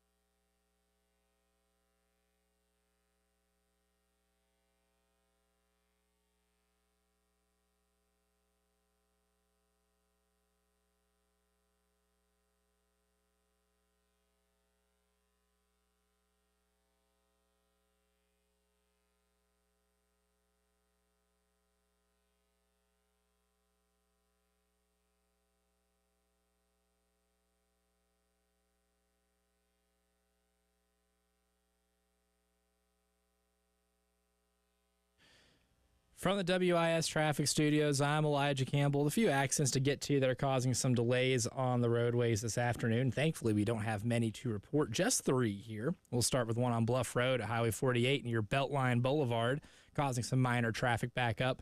We'll also have one on Park Lane Road near O'Neill Court. And lastly, we do have one on US 321 near I-20. Again, US 321 near I-20, one on Park Lane Road near O'Neill Court, and one on Bluff Road, Highway 48, near Beltline Boulevard.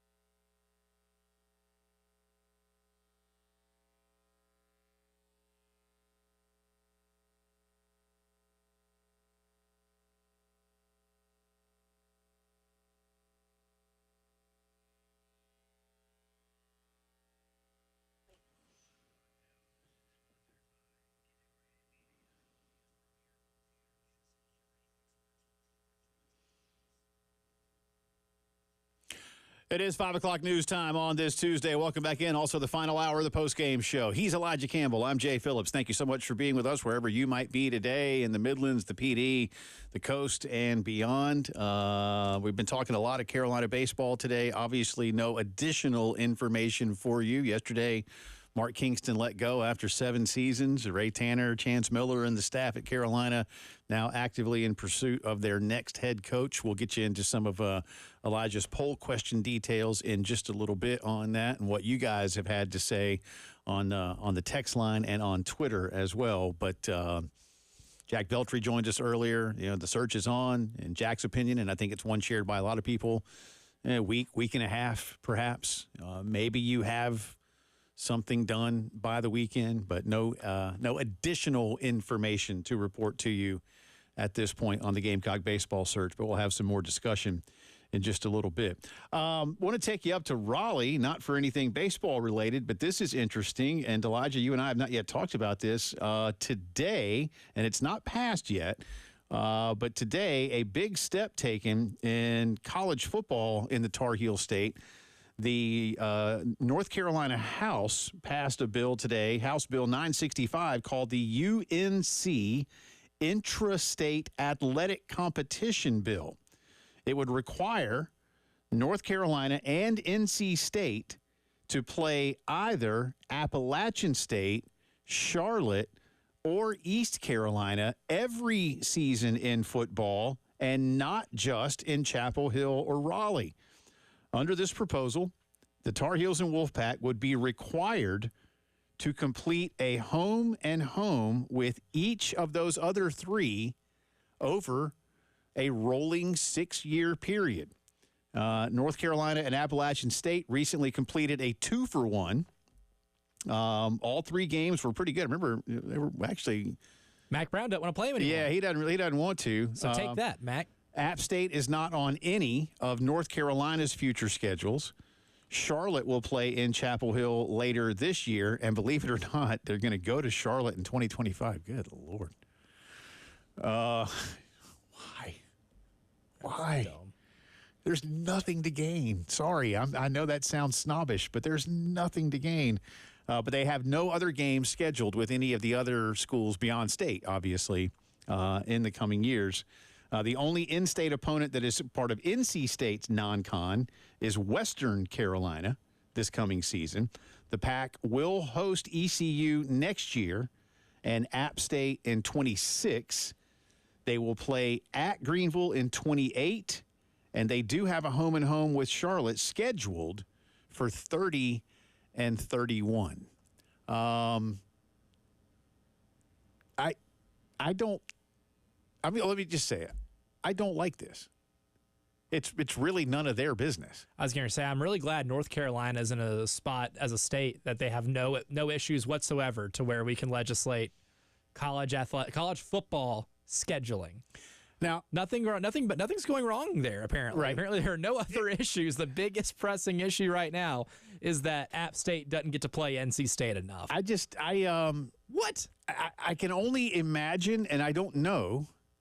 I've not delved deeply enough into this yet. I'm going to ask our good friend Mike Waddell of the North Carolina Sports Radio Network to tell me more about this. But I can only imagine that a lobbying effort, maybe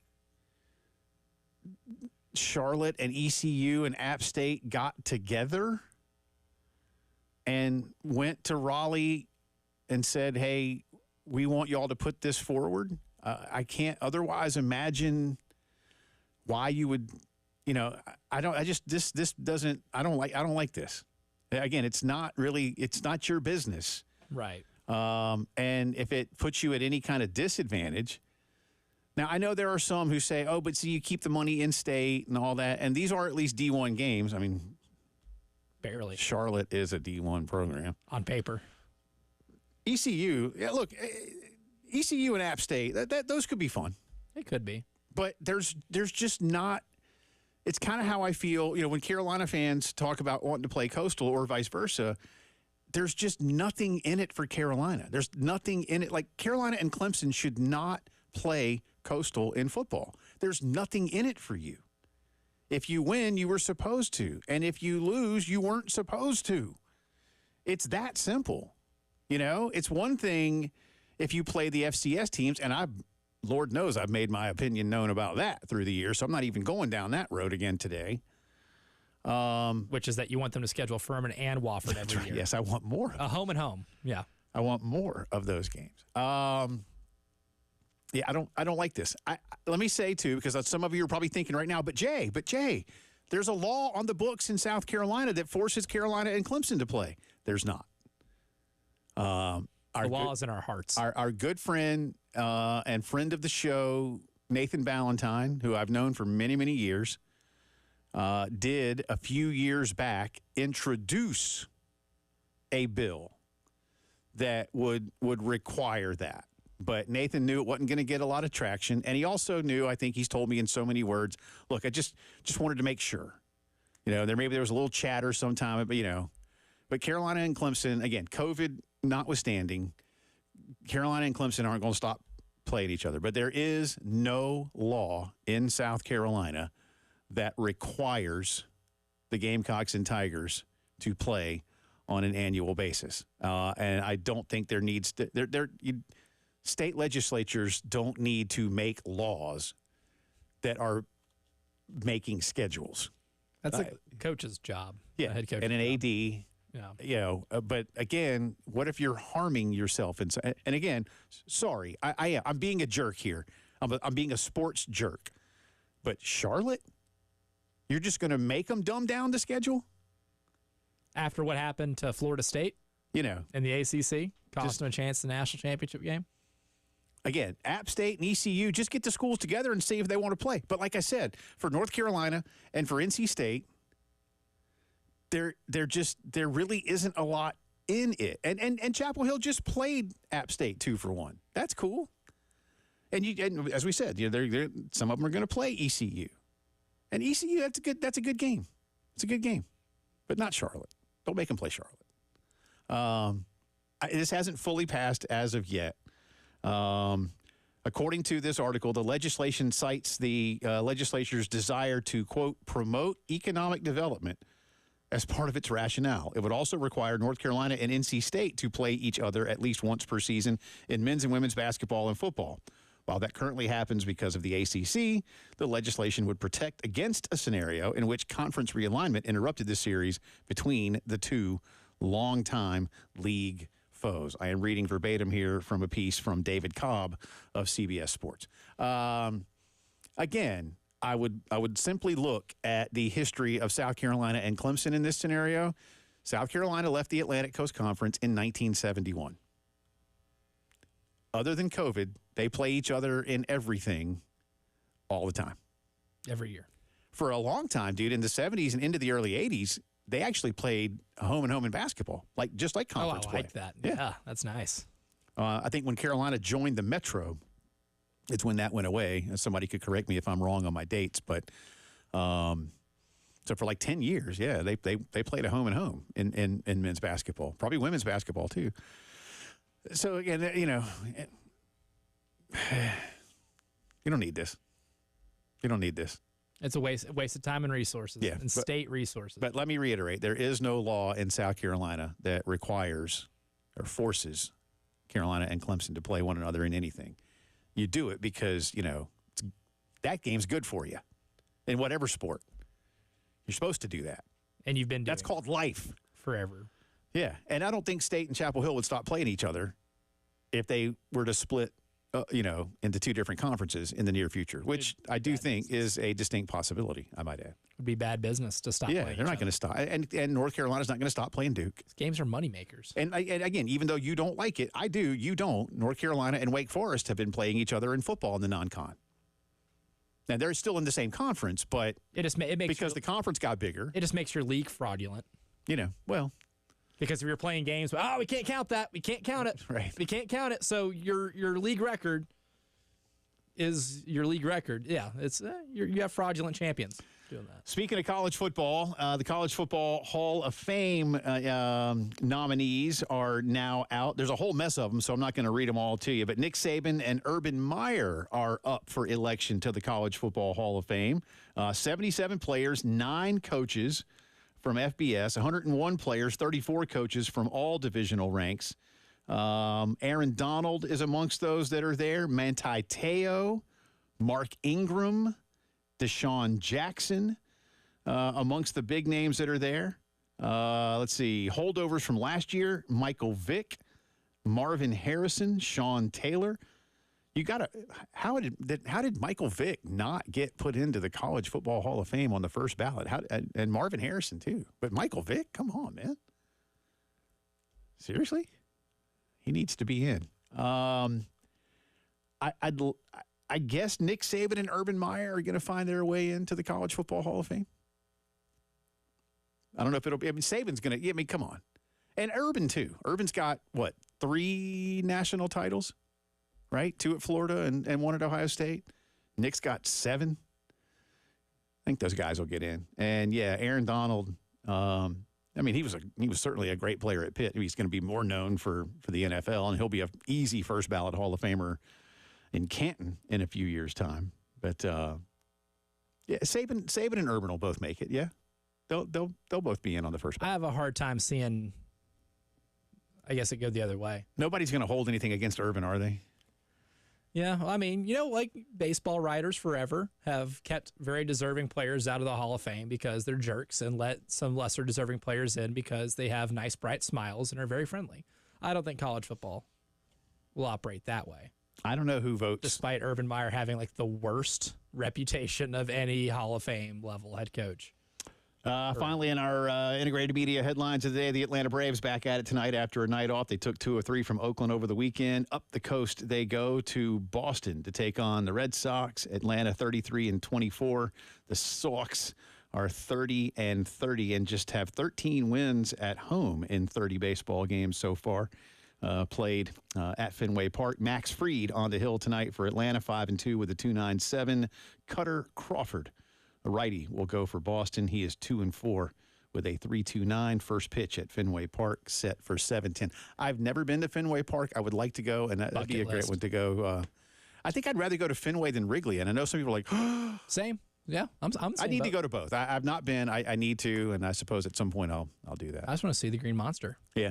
Fun fact about this Red Sox team. They're 30-30 right now, like you mentioned. They have previously been, this is from John Couture on Twitter.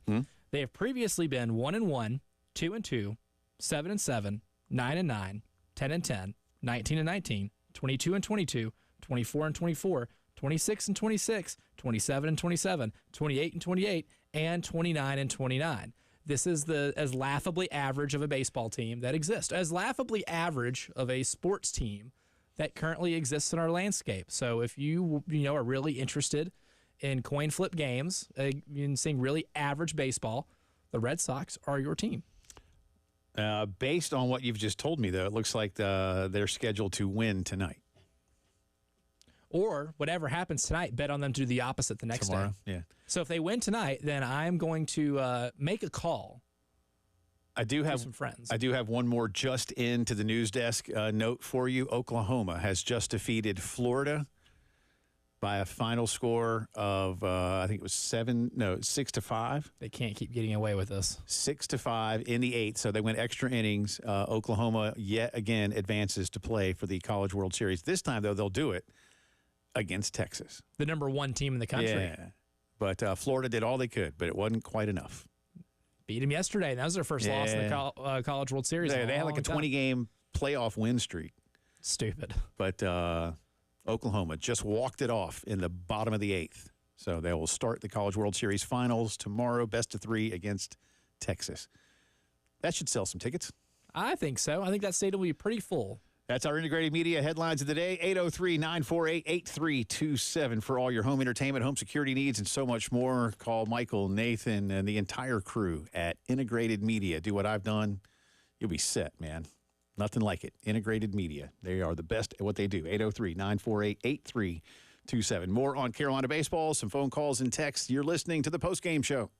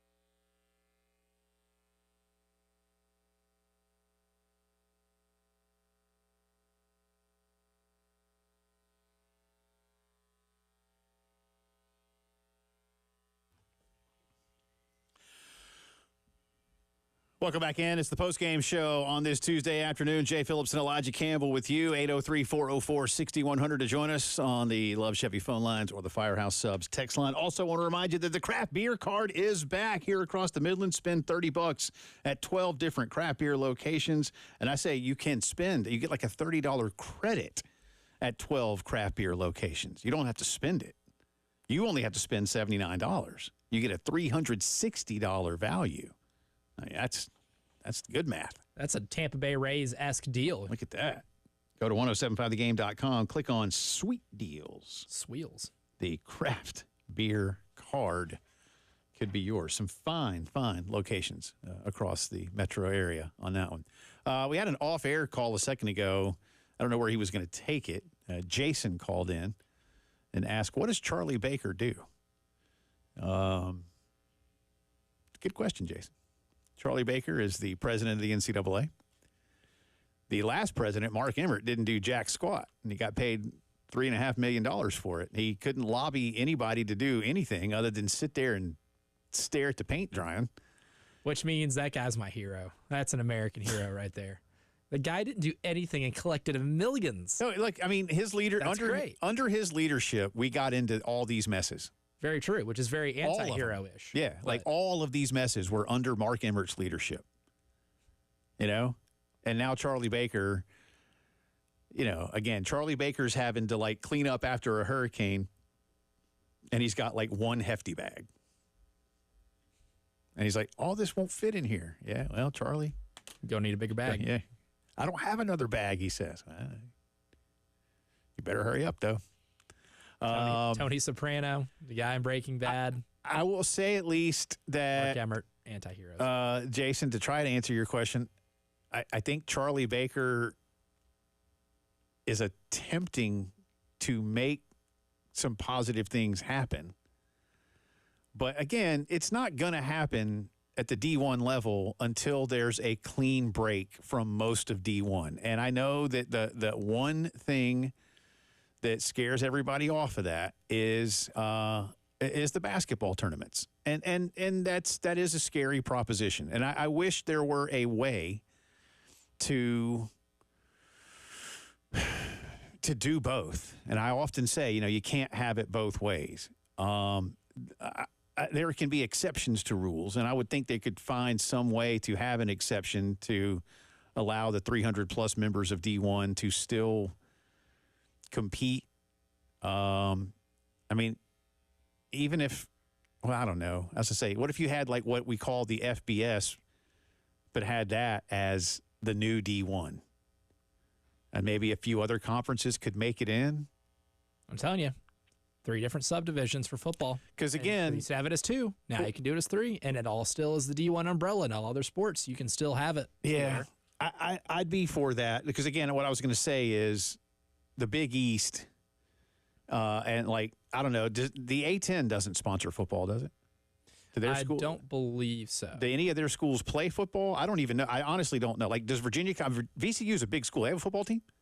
Not that I know of. Yeah, I don't think they do. UMass was in the A10, and now they're in the MAC. But so they did have a school in there that was playing football. Yeah. And I know some schools like Villanova and Georgetown, I know they're Big East, but I think they have football teams, but they play at D2. Yeah. Right? Or FCS. Yeah. Brian Westbrook. Yeah. Well, is Villanova FCS? They're FCS. Okay. Mm-hmm. Okay. They've actually had a couple of good football teams, I think. They have, through the years. But they also are in a big, giant city in a state where football, you know, Pennsylvania's football mad. So I digress. But like the Big East could fit nicely into the Power 5 umbrella when it comes to, or whatever the hell we're going to call it now, Power 4 or whatever. I don't know. We need a new moniker. Let's bring the Big East back, and you got yourself a Power 5. Yeah, well, and again, I've said, you know, hey, Syracuse, hey, Boston College, you know, maybe y'all need to find a way to go back to the Big East if it could work out financially for you. Maybe you could schedule a bunch of kind of have a Notre Dame type deal where you can play those ACC schools in football, but be an independent. Maybe still schedule Notre Dame every year. I mean, how often do Notre Dame and BC play? Not every year, but I mean, they play enough, right? As 2 big Catholic schools, they play each other a lot. They had a trophy. Yeah. And who knows? Maybe the Big East, you know, if they do get the football thing back, they can pry West Virginia out of the SEC's clutches because they're just so highly coveted. Yeah.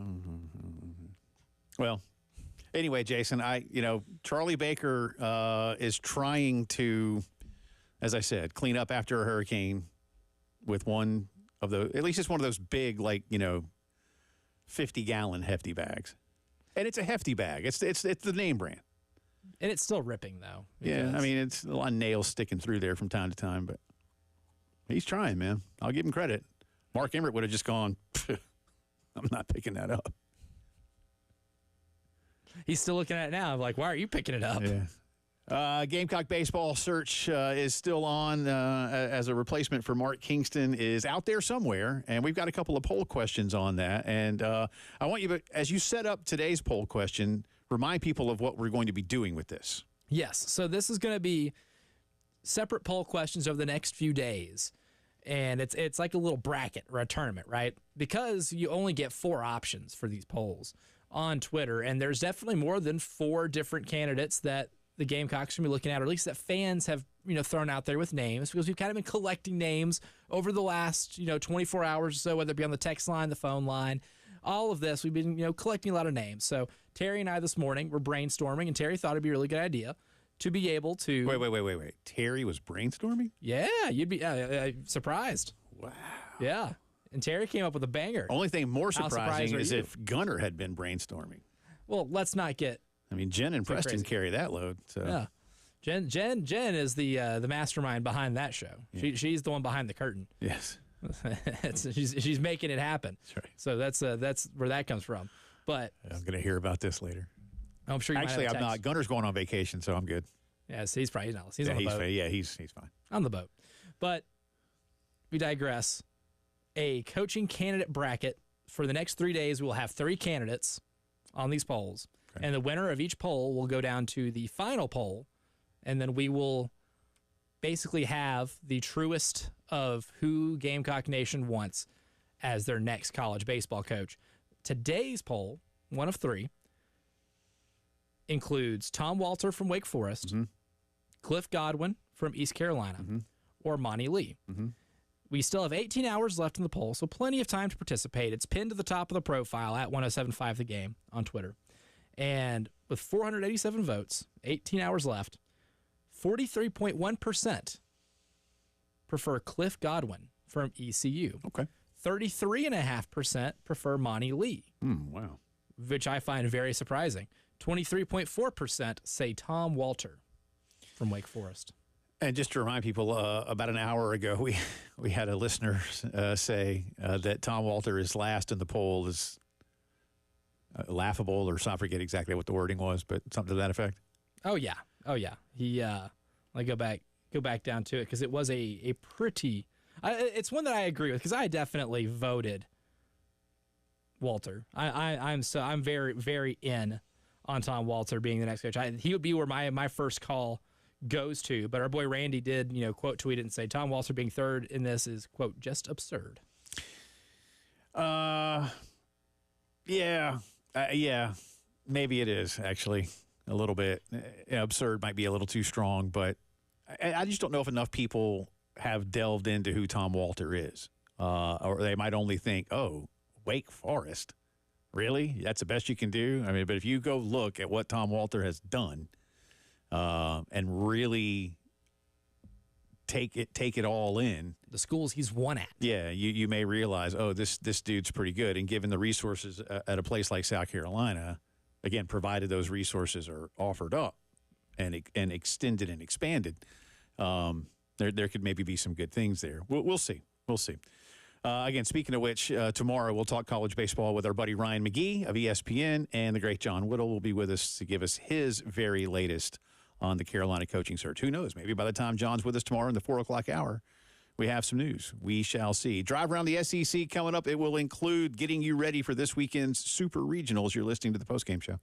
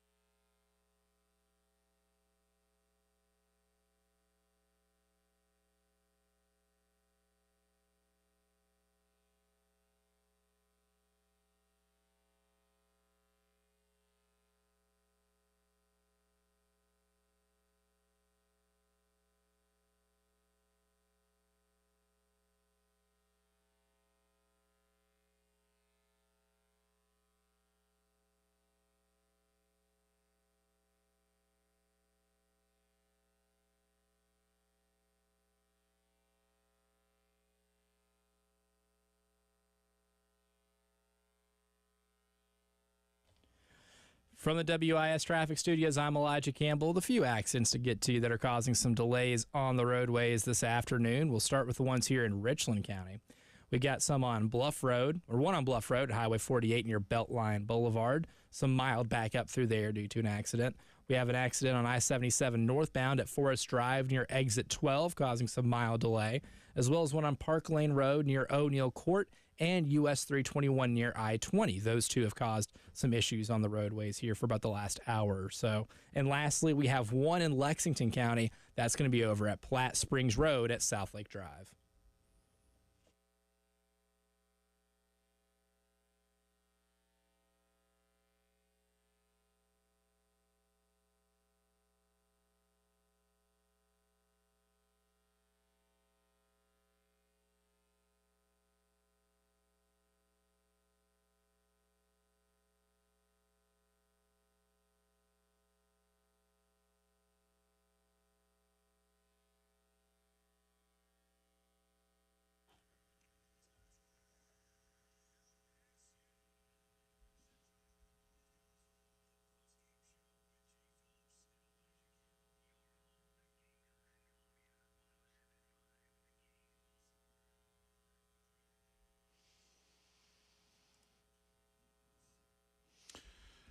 It is Drive Around the SEC time. Welcome back in. Jay and Elijah with you. We'll kind of get you going on the Super Regionals. Again, 11 Southeastern Conference schools made it to the NCAA baseball tournament, but only 5 of them have advanced to the Supers. LSU losing in extra innings last night in Chapel Hill by a score of 4-3. That was a good game.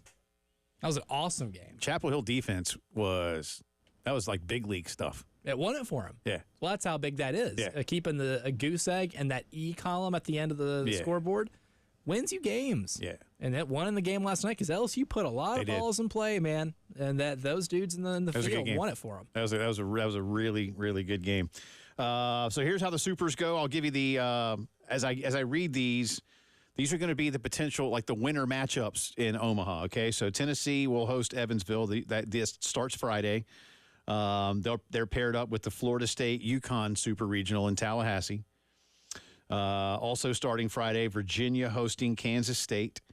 That winner gets the winner of North Carolina, West Virginia. That's in Chapel Hill.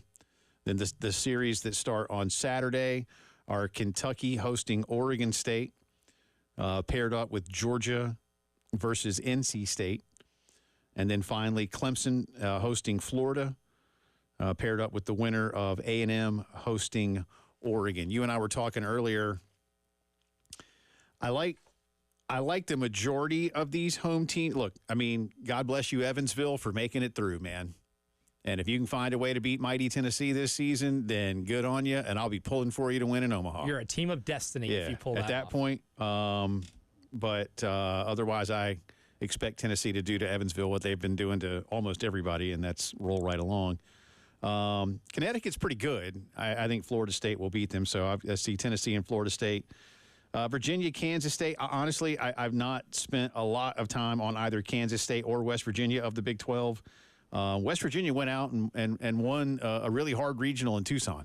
Mm-hmm. That was really, I think, top to bottom, maybe the strongest regional.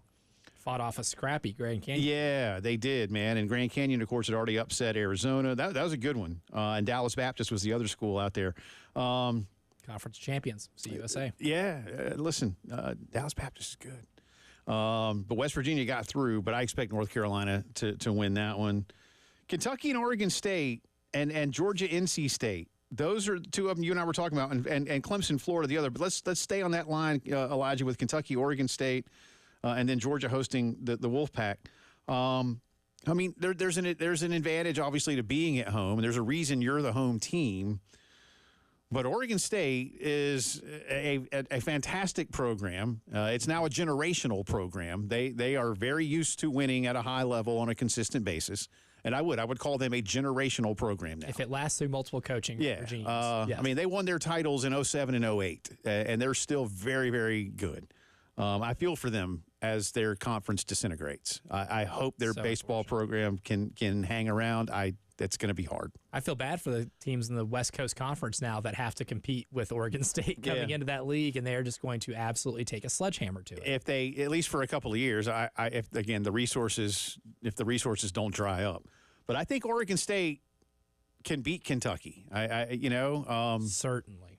I do. I'm not necessarily making any predictions here, but I like Oregon State's opportunity. This is new ground for Kentucky. It is not new ground for Oregon State. Oregon State has advanced at home and on the road in super regionals. So again, there's a lot of pressure on Kentucky to perform well this weekend. I'm not saying they can't, but there's a lot of pressure on Kentucky. There's almost no pressure on Oregon State. Because they're not expected. Yeah. And then Georgia, NC State. Again, Georgia is the home team for a reason. But NC State, as we saw this weekend, those of you who were watching it more closely, even in, like the game they beat JMU to move on, State can pitch. And Georgia doesn't always pitch well. Georgia just beats the hell out of you by just hitting a buttload of home runs. And they about messed around and found out against Georgia Tech. If Georgia Tech doesn't swing at a ball 4. A bad ball. I mean, why are you swinging at that? On Sunday night. Then who knows if they're playing? I think again, NC State,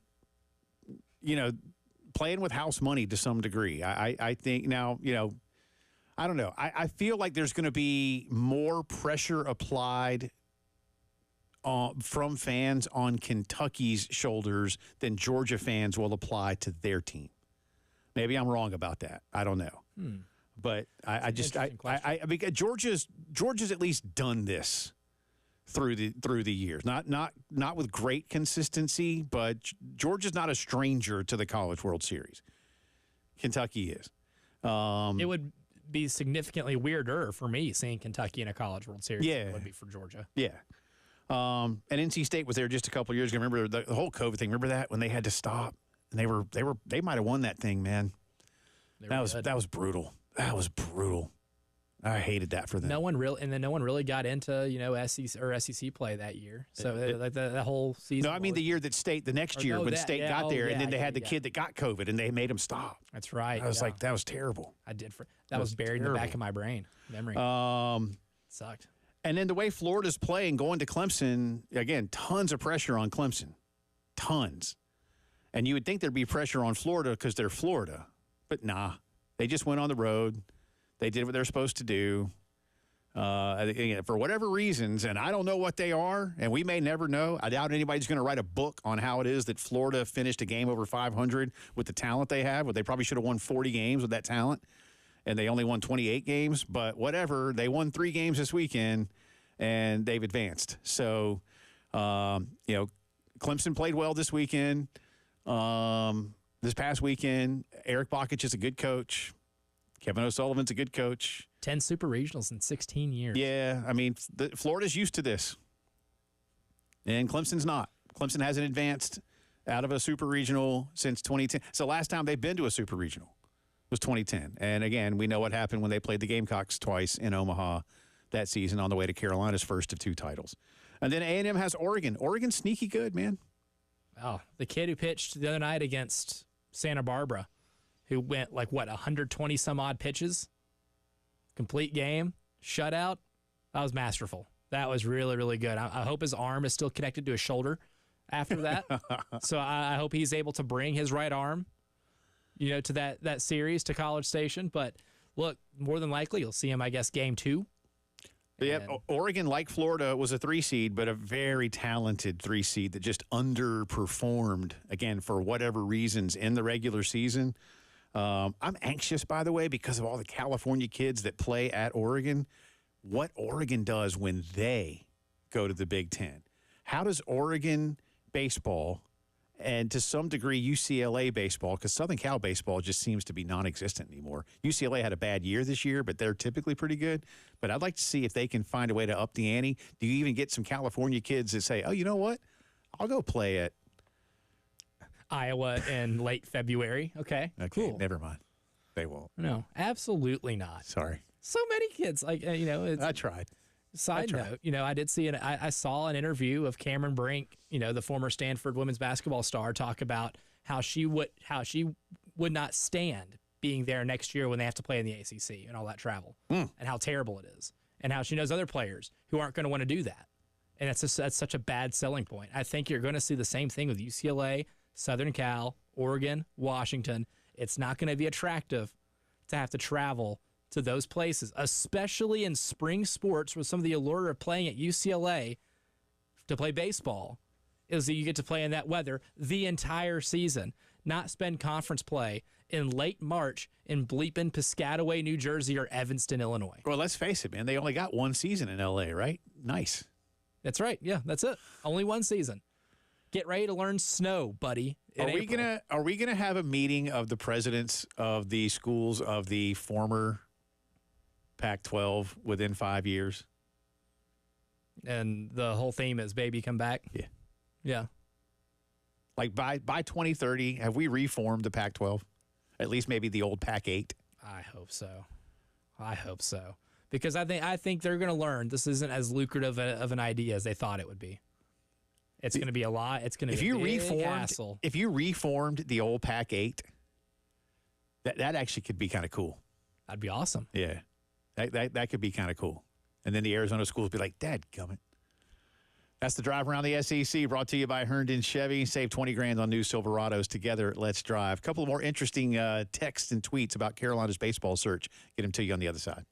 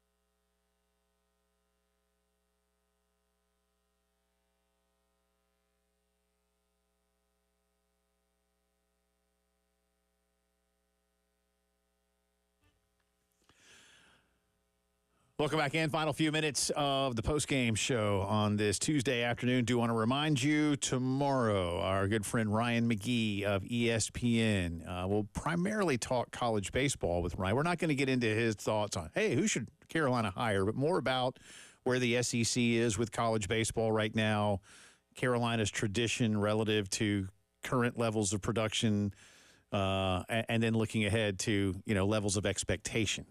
So we'll get a big picture stuff with Ryan tomorrow. May throw in a little food and or Star Wars. He's doing that Star Wars podcast with the folks at Disney now. It's pretty good, actually. Oh, very nice. Yeah. I did not know that. Yeah. That's well-rounded man. Pretty cool. And then our good friend John Whittle will be with us in the 4 o'clock hour tomorrow. Ryan will be with us at 3:30. John will be with us at 4:15 with whatever the latest is at that point on the Carolina baseball search. Speaking of searches, The Athletic, Shams is reporting that the Lakers are ready to hire J.J. Redick. It's just going to be done after the finals because he's doing TV work. Elijah's very excited about that. Whenever it's official, I will throw up on I just saw a guy on Twitter throw out there, this is the guy, and he was excited about it. This is the guy that the Lakers are hiring. He said, before you go hating on it. And it was like a highlight reel of J.J. Redick three-pointers. And I was like, I saw the same thing. I was like, oh, so dude's he's going to be a player coach? No. Anyway. Oh, my God. All right, couple of interesting comments continue to come in on the text and Twitter lines here, the Firehouse Subs text line, as we talk more Carolina baseball coaching search. So you picked out a few good ones. A really good one, and I like it because it dumps on Urban Meyer. I'm not going to pass up the opportunity to do this. So thank you, unnamed texter, that said Tom Walter is Urban Meyer from Utah years ago, but with integrity. Ooh. Love it. Ouch. I love it. That is on fire. Yeah, that's good. Amen, brother. Yeah. I'll tattoo that on myself. Yeah. I like it. I forget the president's name at the time, but the president of Florida is the one who kind of brought Urban from Utah because he had known him at Utah and said, no, I'm telling you, this is our guy, and basically told Jeremy Foley, this is our guy. And it certainly worked out quite well, depending on one's point of view. I mean, it did bring you multiple national You won championships. 2 national titles. You won 3 SECs. You had a Heisman winner. Multiple Fulmer Cups, for those who know what that is. That's right. And then it all went to hell real fast. But again, depending on one's point of view, the Urban Meyer era at UF railroaded your future too. I mean, completely. Yeah, they had done squat since, have they? I guess they did go back to 1 SEC title game. Maybe? They did. Thanks, Kyle Pitts. Did Michael Wayne go to that? That was Mullen.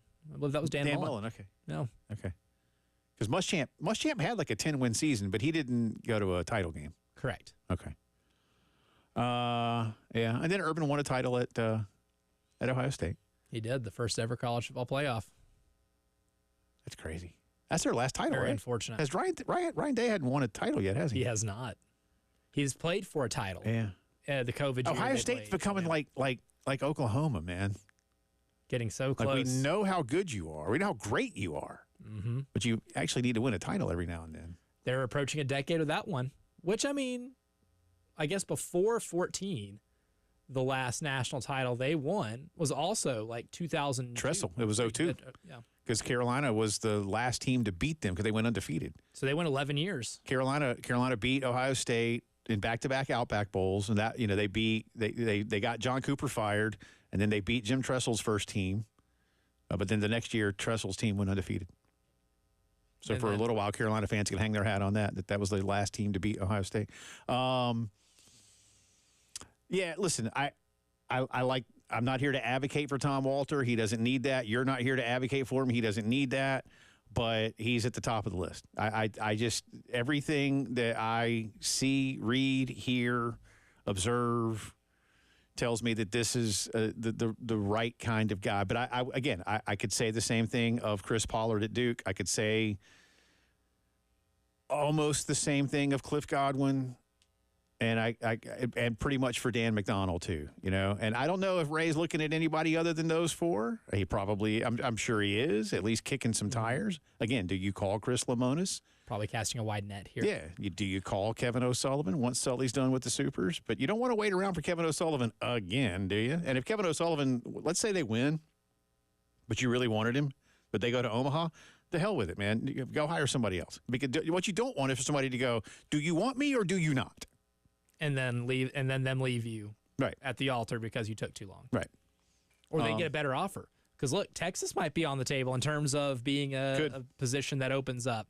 Well, yeah, and you mentioned that earlier. I never did get back around to that. David Pierce has been there 8 years. I have this pulled up in front of me now.